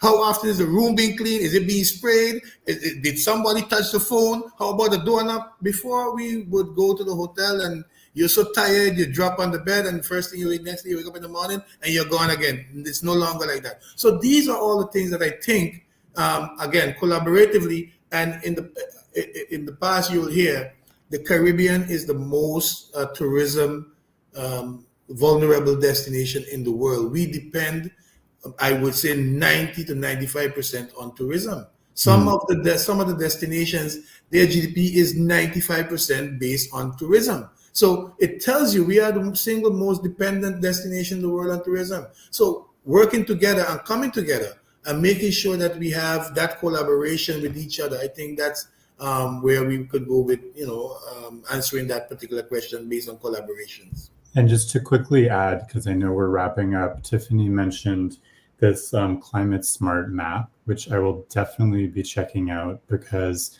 I'm a big believer both in, certification, as you're mentioning, Charles, more and more tourists and operators are touting their green, sustainable certifications as a way to draw in tourists. But I think from the business perspective, what we've seen through the index is that countries like to compete with each other. And I think that looking at, say, a dashboard of different economic or sustainability indicators by island and starting to show foreign investors like where the best opportunities are for fintech, where the best opportunities are for sustainable tourism, making more communication through data around what this ecosystem, what this island economy is about beyond, including, but also beyond sustainable tourism could be a really another way to kind of like break through a little bit. So I will definitely be checking out that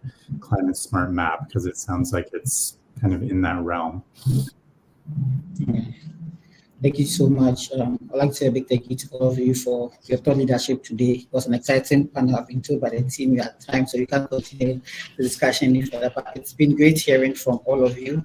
We'll continue to reach out to you in future for other collaborations and looking more for updates within what's happening within Caribbean and particularly within the areas that you influence. So I'd like to say a big thank you to our panelists for this panel, Tyrina Neely, the Chief Strategist at Fusion Integrated Marketing Communications. We also had Jeremy Temenini, who is the founder of Dual Citizen LLC. Then we had Charles Lindo, the Executive Director of St. Eustace's Tourism Development Foundation. Then Tiffany Bryan, the Chief of Staff of the Caribbean Climate Smart Accelerator Initiative. Thank you all so much and do enjoy the rest of your day. Bye, everyone. Okay. So that was our second panel for today. We'll quickly transition to our next speaker for the day, who is in the person of, we have Howie Fed. Welcome, Howie, to the Caribbean Future Summit. I know you've been on for a while, but it's great to have you finally on. Oh, thank you. Thank you very much, Daniel. I'll just check, first of all, that my voice is coming loud and clear from Scotland across to you. And if it is, then I'm delighted to be here and to speak for a moment about the situation of islands, because all the world's islands are in the front line for the impact of global problems.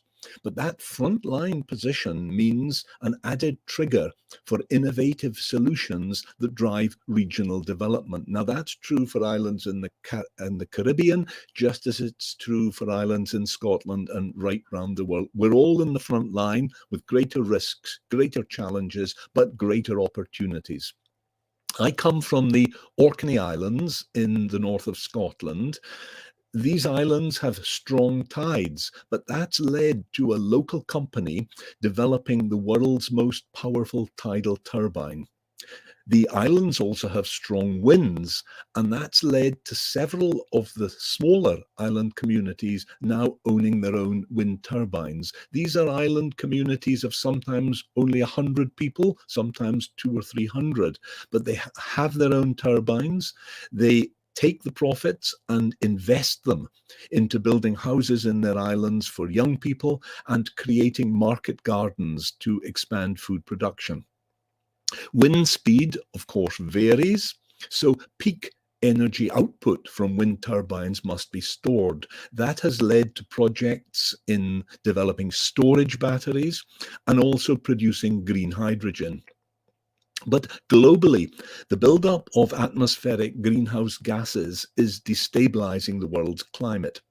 Some of the world's biggest food producing regions have the risk of drought or floods. Each island, therefore, needs to think, where does its food come from? In Britain, we rely heavily on imported food, so much so that it's transported long distances to us by supermarkets. It means we're particularly at risk, and we're having to learn things that many other countries and islands already know. We need to greatly expand our food production, compost our organic waste, and add rock dust to the soil to help carbon uptake. We also need to plant trees for food and carbon absorption. And so the need to secure our food supply is driving development and innovation. All islands are in this situation where they need to look at food security. And one way of protecting it is to look at new resources from the sea. Now, in one Orkney island, there is a breed of sheep that eat seaweed, and there's a flock of around 2,000 of them confined to the seashore by a 12-mile-long stone wall. Their ability to eat seaweed is a genetic one. Analysis of an ancient sheep tooth found in a 6,000-year-old archaeological site shows this genetic ability goes back a very long way. Well, if sheep can eat seaweed, this can expand their grazing area and hence expand food production. But there's a further benefit from this ability of an animal to eat seaweed. 2 years ago, researchers in New Zealand found that a particular type of seaweed, when it was added to the diet of sheep and cattle, greatly reduces the emission of the greenhouse gas methane. The material that would have been emitted as gas stays in the body and helps weight gain, so there's benefit all round. Now, globally, there are so many cattle and sheep in the world that they produce incredibly around 1/7 of all global greenhouse gas emissions. So you can see that this research in adding seaweed to their diet has huge potential and huge opportunities for development. It leads to the question, are there other seaweeds in other places that could also reduce methane like those from New Zealand? Could ways be found to develop them? Or could there be something in the digestive system of those Orkney seaweed-eating sheep that could be adapted to sheep in other places? Here's another challenge for islands in particular. It's to find solutions for waste. Several small US and UK companies have developed small tabletop extruders. Now, an extruder is a device into which you put shredded plastic, it melts it together, and out comes a spaghetti-like looking filament of fresh plastic, which you can then use in a 3D printer. I think this should make it economic for communities to recycle some types of plastic. I don't know enough yet about what might be possible, but I do believe there are opportunities here for innovation and development. One big problem with innovation is that so much of it happens in a group of just 40 megaregions around the world, big concentrations of scientists and resources. Together, the megaregions contain less than 1/5 of the world's population, but they have 2/3 of the world's economic activity and nearly 9/10 of the world's patented innovations.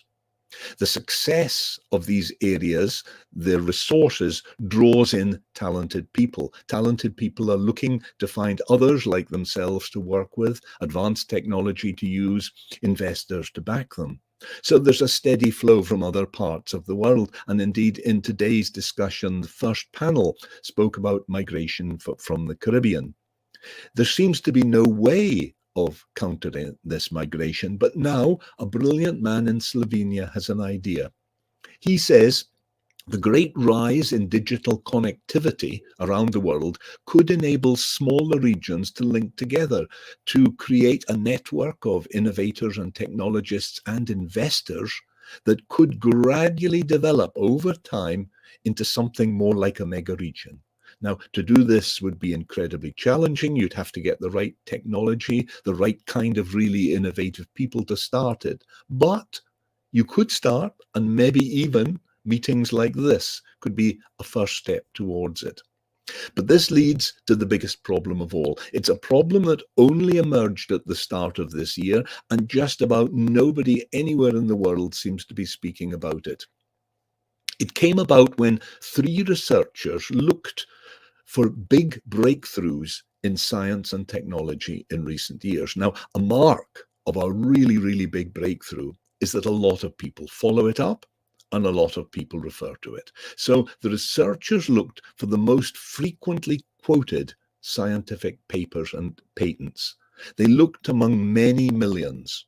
Now, all over the world, more and more money goes in every year to scientific research, and scientific knowledge grows rapidly, hugely every year. As of course we see with this amazing digital technology that's linking us here today.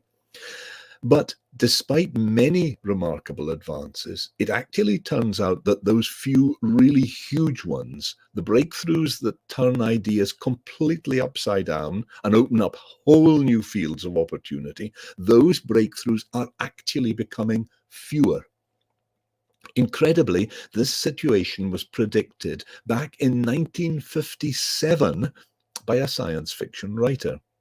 His name was James Blish, and in his book, They Shall Have Stars, he pictured humans exploring the solar system, but not knowing how to get further. He actually set his story in the year 2013.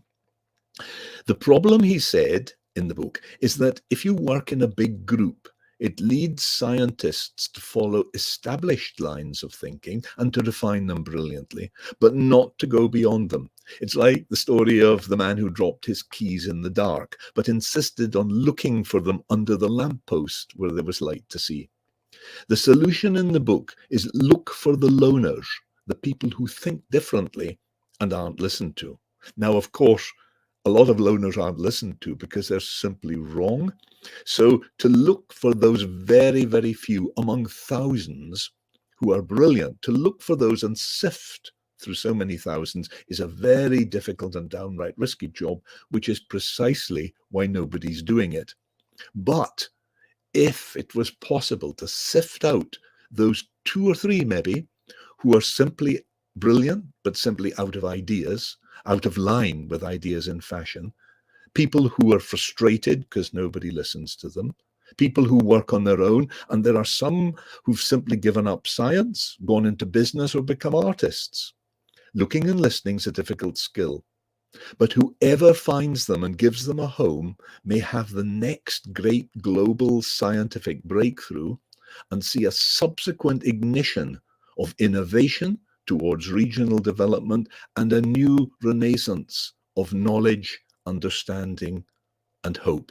That's the challenge and that's the opportunity. And thank you so much for giving me the opportunity to join you here today. Thank you so much, Howie, for joining us here today. Howie is the Director of Open International, and we are really pleased you could join us for another session of the Caribbean Future Summit. It's always a pleasure having you on. Thank you so much, and do enjoy the rest of your day. Thank you indeed, Staniel. So that was Howie, our keynote speaker. We'll transition to our next speaker, an exciting speaker, definitely. We have next on the line our next keynote, Ryan Folland, who is a Chief Communicator, author of Teach the Act. Welcome, Ryan, to the Caribbean Future Summit. I'm really glad to have you on today. I think you're muted.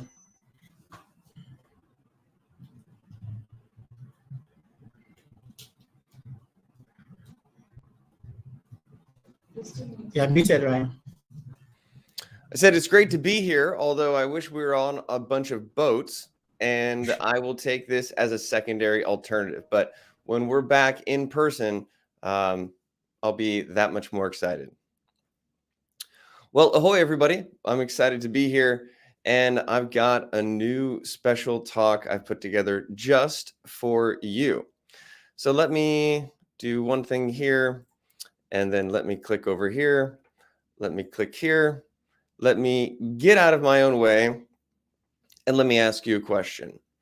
Now, this question, I want you to answer in the chat if you have a chance, but think about it otherwise. When was the last time that you danced? You know, put on a little dance. Think about it. Was it yesterday? Did you do a Thanksgiving turkey dance? Maybe it was a week ago, or maybe a month, or maybe you can't even remember the last time that you danced. Well, let me tell you a story about dancing. Now, it was quite a few years ago, and I was in Ghana as a speaker at the Ghana Tech Summit. It was an amazing event. It was a lot of fun. We got crazy. We ditched the act. We had a blast, and there was some dancing going on. Now, when I showed up to the event, there was this amazing, authentic band that was playing, and I stood at the side just to be like, oh, let me check out this band. This looks cool. And all of a sudden, somebody comes over to me, points at me, and goes like this. And I'm like, what do you mean? And somebody pushes me from the back, and the next thing you know, I'm out there running around following this guy with his funky dance moves. I don't know what's happening. And the next thing you know, he's got me doing some sort of a jump dance. I'm doing my best to keep up with it. And then he does this crazy roll. I'm like, all right, that was cool, dude. He's like, no, you need to go back down. You need to do a roll. And I did the roll, and it was a lot of fun. It was a good time. Now, I'm telling you this story because not only does the future include AI, but your future includes AI. And dancing is a lot like using AI. I've been tuned in today, and I know there's a lot of talk about AI and ChatGPT and artificial intelligence. And I'm here today to help inspire you to get out onto the dance floor to actually practice using these tools and help overcome your fear. Because if you are not on the dance floor, then you're not in the dance. Because the reality is that dancing is scary. Let's face it. You're out there in front of people you don't know. You're kind of like awkward. And it's not always something that is maybe something that we jump into. In my story, I actually got pulled onto the dance floor, and it was scary. The second thing about dancing is that you need moves. Otherwise, you end up just with like the little move that maybe everybody just looks at you and be like, you haven't danced in a while, have you? And the third thing about dancing, it actually takes two to tango. Like, unless you're dancing by yourself, and that's cool, but for the sake here. Now let's look at AI. AI is scary, especially if you're not familiar with it, or even if you realize how powerful it is. With AI, you need to have moves, right? What kind of moves are you typing in? What kind of prompts are you using? What kind of platforms are you integrating? And it takes two, because if it's just you and no AI, then nothing happens. So let's explore a little bit. I want you to think about how good of a dancer you are. And you can do it on a scale of 1 to 10. Mohisha and Daniel, they already danced this morning, so like maybe it's it. But drop a number in the chat. How good of a dancer are you? I think I'm probably like a 6.5 or a 7. I'm not really good, but that's it. So drop it in the chat if you want to give me the number scale of how good of a dancer you are. No judgment. And the second question I've got for you is, on a scale of 1 to 10, how good are you as a prompt engineer? Okay, because what I'm assuming is that there might be some correlation. If you are not that good of a dancer, you might be the type of person that is not on the AI dance floor, and maybe you're not that good of a prompt engineer. But today I want to inspire you and share with you how you can change it. My name is Ryan Fullen. I'm a speaker, I'm an author, and I am a ginger. Now, I'm also known as Bra Quickway Ginger. Oh, looks like maybe you can move me back. There we go. And we're back. And we're back again. We're dancing. We're doing the dance. We're doing the dance. You may also know or remember me as Bra Quickway Ginger. I'm here to bring some energy. I'm here to be somebody who is a mentor for you. Now, my story is interesting, and I have had a lot of experiences from being a bullied child all the way now to a global speaker and everywhere in between. I've given 4 TEDx talks. That's right, 4 of them. You can go online and check them out. I've given speeches around the world, including Portugal and China and here in the Caribbean. I have taken stages and I share the same thing over and over, which is how to bring your authentic self to your work, to your life. And it's important, but it's not easy. I have a book called Ditch the Act that shares about authenticity. I've got 3 podcasts. Yes, 3 podcasts about the things that I like to do. And there are hundreds of thousands of people out there with my book. If you search up for me on the internet, you'll find tons of blogs and articles and videos, and I've been featured in just about every publication that's out there. Now, why am I sharing this with you?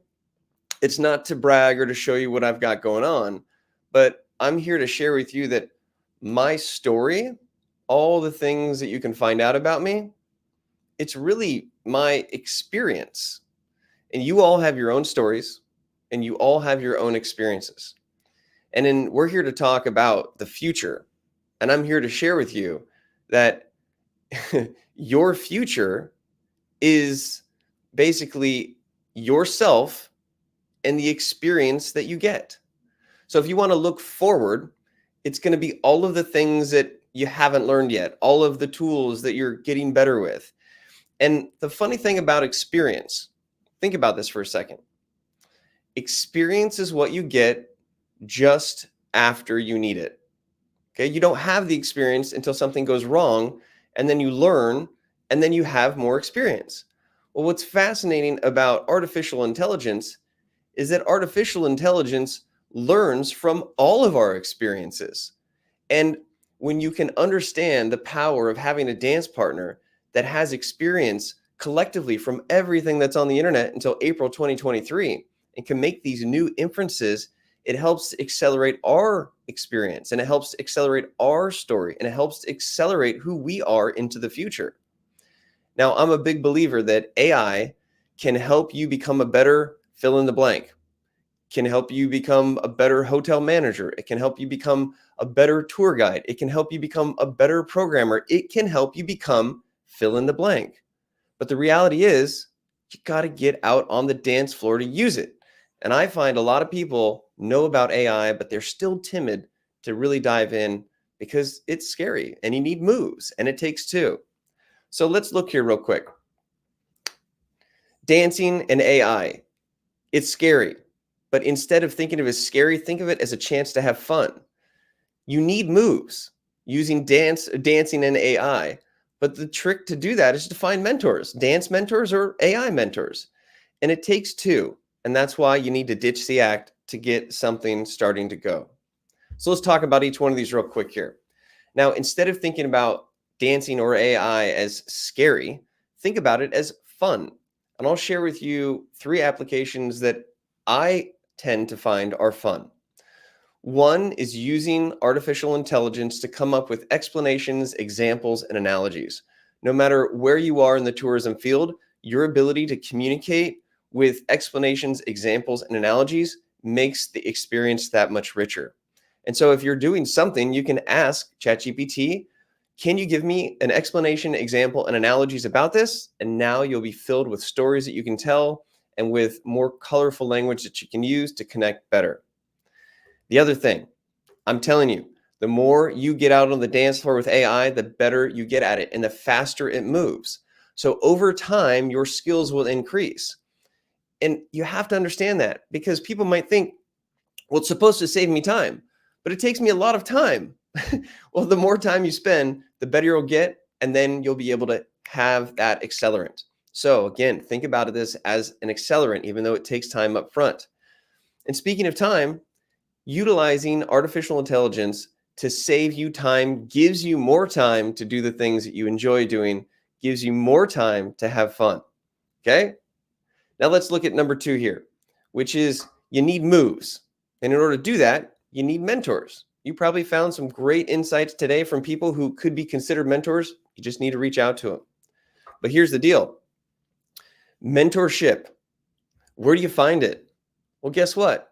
I find mentorship in my car when I'm listening to YouTube videos about ChatGPT. If you need an AI mentor, you can just ask AI. In fact, when I go paddleboarding, I'll use my ChatGPT and I'll use the voice app and I'll have my AirPod in and I'll be paddleboarding and I'll be asking ChatGPT how to best use ChatGPT. So you have no excuse for a mentor for AI. Now, maybe you can ask it for some dance moves, and that might also be a case as well. But remember to take everything with a grain of salt, because what AI is feeding you might include hallucinations. It might have bias in it. But the trick is for you to understand this is a tool. And like any tool, you've got to be cautious about the results. So take it all with a grain of salt. And finally here, let's look at how it takes two. And when I say ditch the act, what does that mean? Well, the reality is that we're all new to this because this is super new. And so when you learn to ditch the act and be yourself, I want you to show up using AI as you, not as somebody else or leveraging all the prompts that everybody else has out there that you can download. And I want you to be honest about where you're at. And if you're confused by it, then let people know you're confused by it. If you're trying to learn, let people know you're trying to learn. Don't try to pretend to be all that. And don't try to pretend to be a great dancer when you're not. Don't try to pretend to be great at AI when you're not. Because when you do, it actually opens up the chance for people to help you out. So don't be afraid to ask for questions. Don't be afraid to tell people you really don't get it. You're not sure how to get that voice functionality. You don't understand how to build your own GPTs. Take your pride, leave it at the door, because when you actually show up and are real about I don't get this, I need help with it, that's when people are going to actually help. So AI, you're going to be mad, sad, angry, frustrated, elated, but it's when you share those real emotions as they happen, that's when people around you can help. All right? So who wants to dance? Everybody dance in their seat? Well, who wants to dance with AI? That's my challenge, and that's my question to you, because you may not realize it, but there's one more somersault roll that you need to do in order for you to get out there. Because if you want to dance with the future, I'm telling you, you got to start dancing with AI.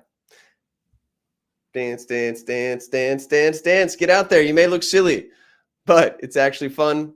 Find mentorship and be real with where you're at on the dance floor. That's what I got for you today. A nice little special treat for all of you. And I can't wait to see you in person when we are doing the Caribbean Future Summit soon. Back to you, Maestro. And if we have any questions or time for it, I'm happy to share. Thank you so much, Ryan. It's always a pleasure having you on these summits, and it's always interesting listening to you. And thank you so much for those insights and challenging us to dance. I don't know if I could go out and dance, but I'll try to, even though I be looks. Thank you so much for coming on. All right. Well, before I go, show me your dance move. How do you dance? Let's see it. Yeah, there you go. There you go. Well, to your benefit, it looks like you froze, so it wasn't that bad. But I'm telling you, on the dance floor, that's where the future is. All right. Thank you so much, Ryan. So that was our keynote for the day in the person of Ryan Folland. And it's always a pleasure having you on these sessions. Thank you so much, Ryan, for coming on today. We'll now transition to our final keynote and the closeout remarks as well. We'll now have our CEO, the CEO of the Global Startup Ecosystem, in the person of Christine Tim, to give her final closing remarks and updates about the Caribbean Future Summit, which will put everything into perspective for us. Welcome, Christine, to the Caribbean Future Summit. We are in the 4th annual session. I know you're excited, and we're excited to have you on today.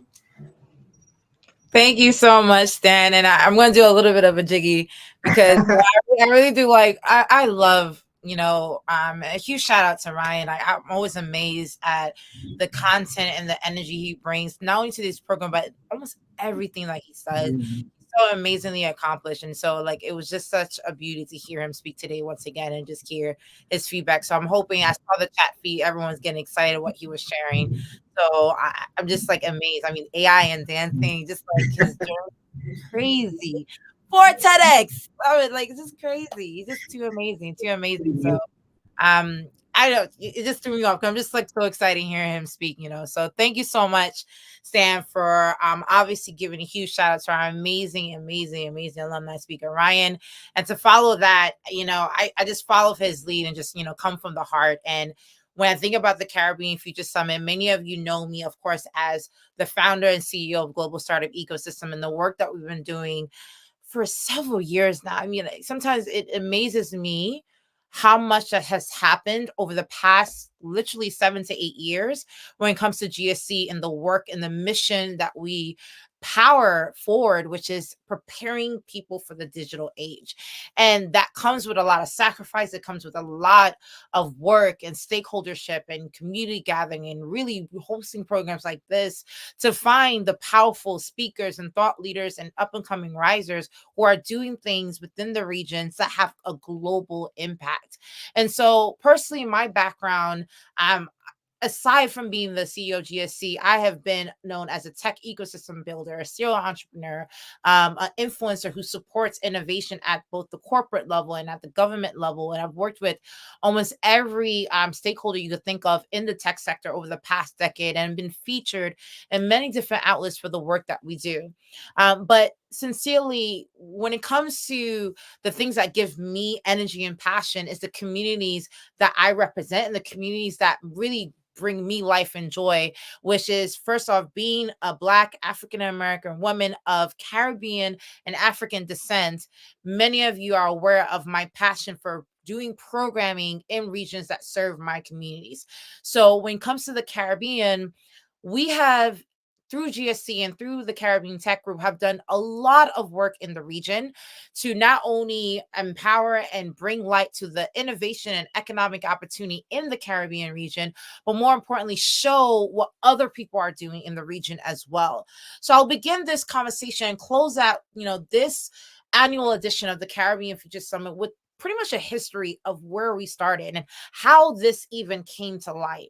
During the pandemic, as many of you know, the whole world shifted. The whole landscape of like just technology and the world as we know it shifted. But we literally, as a society, went online literally without any warning, without any questions, just like moving forward, we propelled online. And that changed not only the societal strategy of how we interact with our families virtually, how do we interact with business and companies and friends, but also at the regional level, many of these communities in emerging markets had to really think twice about, okay, how do we gather stakeholders? How do we move forward? How do we still create impact within our respective communities? And so in 2020, we launched the Caribbean Future Summit with an amazing lineup of speakers from the IDB, from LinkedIn, from the World Bank, from the IMF, and of course, stakeholders who are building across the Caribbean. And the theme for that year was tackling unemployment, the Caribbean's future digital economy, and the digital workforce, because it was literally everyone's trying to figure out how do we capitalize and leverage the digital economy so that way people don't get left behind, and how do we get people prepared for a digital workforce. As we progressed from that program, and of course, continuing on being consistent, we came out with the second edition of the Caribbean Future Summit, where in 2022, this time we had a lot of government stakeholders who are providing policy and innovation at that level to really support societal shifts within the Caribbean. And the theme of the 2022 edition was a new Caribbean economy, tourism meets tech, because many people know the Caribbean region for its tourism industry because we're a place where many people around the world visit the Caribbean through tourism. But how do we change this industry that brings so much resources and innovation and investment, and meet technology where we're leveraging technology to accelerate innovation within the economy across the region? Because many of us know during the pandemic, people weren't traveling to the Caribbean as much, right? We went online and things changed economically. So how do we leverage technology to capitalize on this industry? Fast forward to last year, where we had the third edition of the Caribbean Future Summit. Again, really moving forward with powerful thought leaders and powerful speakers in the region. We have ministers of, health, tech, innovation, sports, and youth to talk about, okay, now how do we leverage the diaspora? Because many people know in emerging market regions like the Caribbean, Africa, Middle East, the diaspora community is a huge part of bringing resources and innovation to the region. So the theme of that year was from diaspora engagement to investment, connecting to the Caribbean's economic future pillars of tourism, technology, and talent. Huge conversation in that regard last year.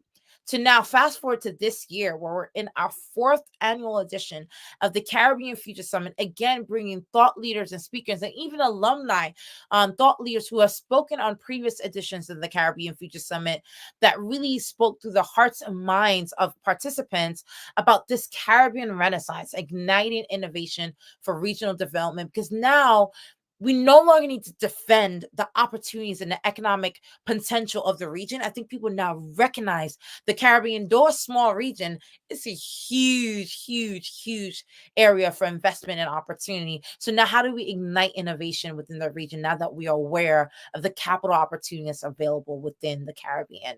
And so I say that, over the past couple of years, our series by the numbers have grown tremendously, from the 10 speakers that we initiated in 2020 to now coming up close to like 50 speakers who've been a part of the series. That we've also been innovated at the country level as well. And I want to speak to this because when we gather these regional summits, we also drill down to the country level because each country is also uniquely different.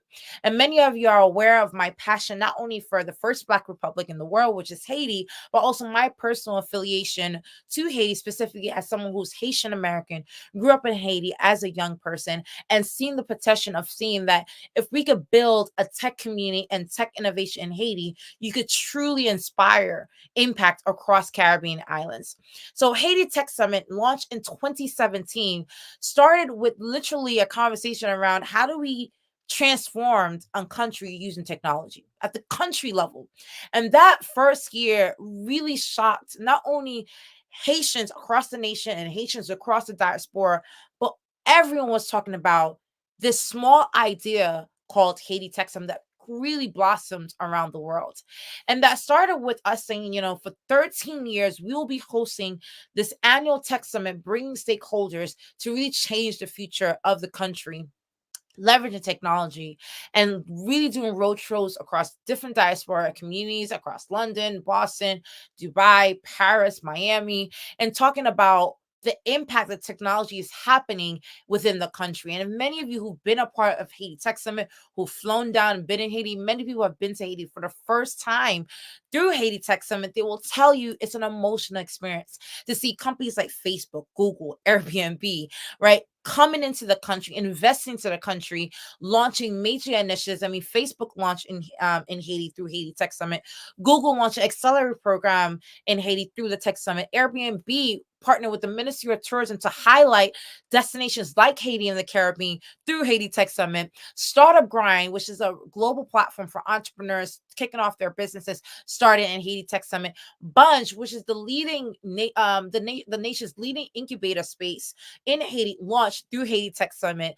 I mean, you can imagine all these different initiatives through Haiti Tech Summit really blossomed because there was a platform bringing powerful people who individually picked areas of growth and opportunity within the country and just move forward. And that's the power of these summits, of these programs, where you're bringing thought leaders who are not just talking about what's possible, but they're actually doing the work on the ground, right?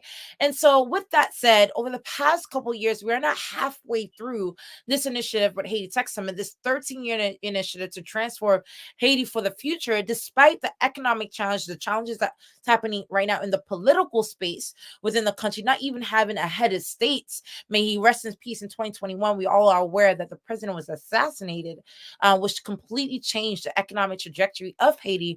People are still doing the work. And that's something about Haiti that we always showcase, the resilience of the people, that despite the countrywide challenges, that we're still a beacon for innovation and impact and opportunity for the region to model after, right?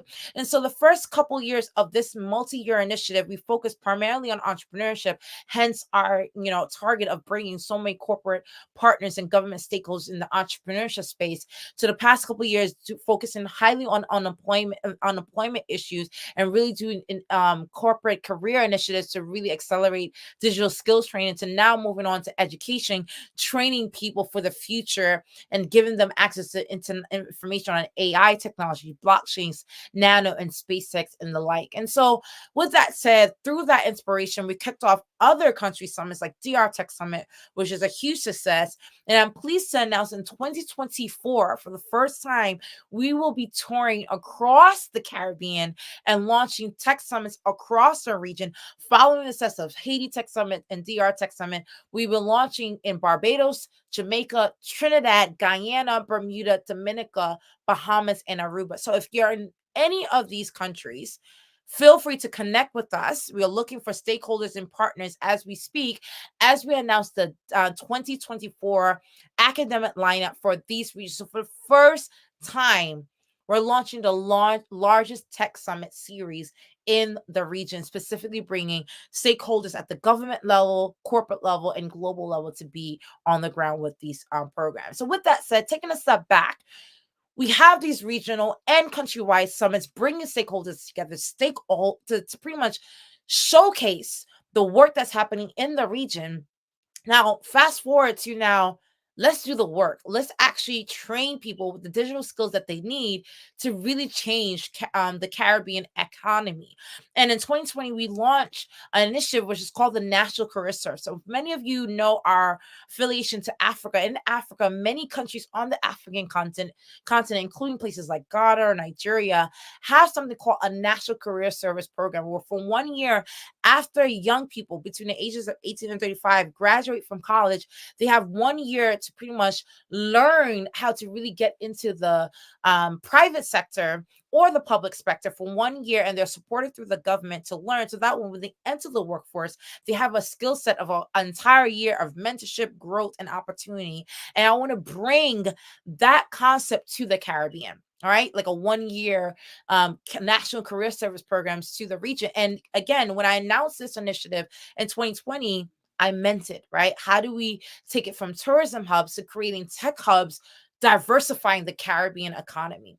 And I'm pleased to say that we also leverage a lot of diaspora to really think about around hiring remote talent within the region, to the point that we launched the region's first Caribbean accelerator program in Haiti, where we had about like 20 different companies partnering with us. We had 200 Haitian citizens go through this program. And I must say that we also crowdfunded resources in the region for the Haiti's first career accelerator program. We matched it at GSC, so got it to doubled up on this. And then we had companies and governments match our match, right, to launch this initiative. And I will say that it was a diverse cohort of male and female from across different regions, across departments in Haiti, who are pretty much what skill sets were they excited to learn, whether it's customer service, sales, web development, data entry, marketing, digital skills that really can empower them for the future, and how they were able to leverage and access this program despite connectivity challenges within the country. And so from the success of this, career accelerator program that we launched in Haiti, literally with the backing of the community, this is the first time it was a crowdsourced, community funded program. We were able to partner also with the U.S. Embassy to launch startup lab programs, and then partner with IDB to introduce the Tourism Career Accelerator Program. And I'm pleased to say that we were able to launch several cohorts of the Caribbean Tourism Career Accelerator, 3 cohorts across Haiti, where this initiative is really training young people between the ages of 18 to 35 on how to get into tourism, hospitality roles. And you must imagine that for an industry that's so disruptive, that's so crucial to the Caribbean economy, there's not a lot of mentorship and programs to train them for tourism careers in general. So we were able to launch 3 cohorts. That's close to 600 people in Haiti. Were able to, young people from 18 to 35 went through this training series. Then we expanded to Barbados and launched the first cohort in the Barbados. Then we expanded to Dominican Republic, and we're pleased to say that next year we'll be launching the Caribbean Accelerator Program, where we're going to be featuring this program across the 10 countries we just discussed for the tour that will be launching in 2024. So immensely a crazy lineup of really trying to galvanize at least 1,000 young people ages 18 to 35 through this initiative to really train them and use this as a model to affect at least 1 million over the next decade through this initiative. So really big plans and work in our favor. So again, I want to recap that this initiative at the Caribbean Future Summit comes with a lot of excitement and commitment to the region. But I implore all of you who are on this program, who are here, that you're inspired to take action, to take initiative, do something of work, do something of merit for the region. If you are passionate about being of Caribbean descent, if you are passionate about seeing growth in the Caribbean, don't just watch what's happening, be a part of it. Amplify other people who are doing it in the Caribbean. Support either financially, emotionally, with your skill sets to initiatives in the region, because again, there's so much economic potential, so much innovative potential in the region that I'm so proud. Sometimes I'm so proud to see the respect and the thought leadership that's coming for the region, because more and more eyes are looking at what is next within the Caribbean. So with that said, if you have any questions and want to join this movement that we are propelling forward within the region, start to really follow our newsletter through GSC and see the work that we're doing in partnership with Caribbean Tech Group, and literally follow the work, amplify the stories, amplify the initiative, and give us feedback. We have roundtables throughout the year, and we're looking forward to meeting many of you through roundtable discussions as we launch each summit and program throughout the next couple of weeks into next year. And again, I'll conclude by saying that when I look at the journey of where we started in 2020 with the Caribbean Future Summit to where we are today, a lot of work has been done behind the scenes.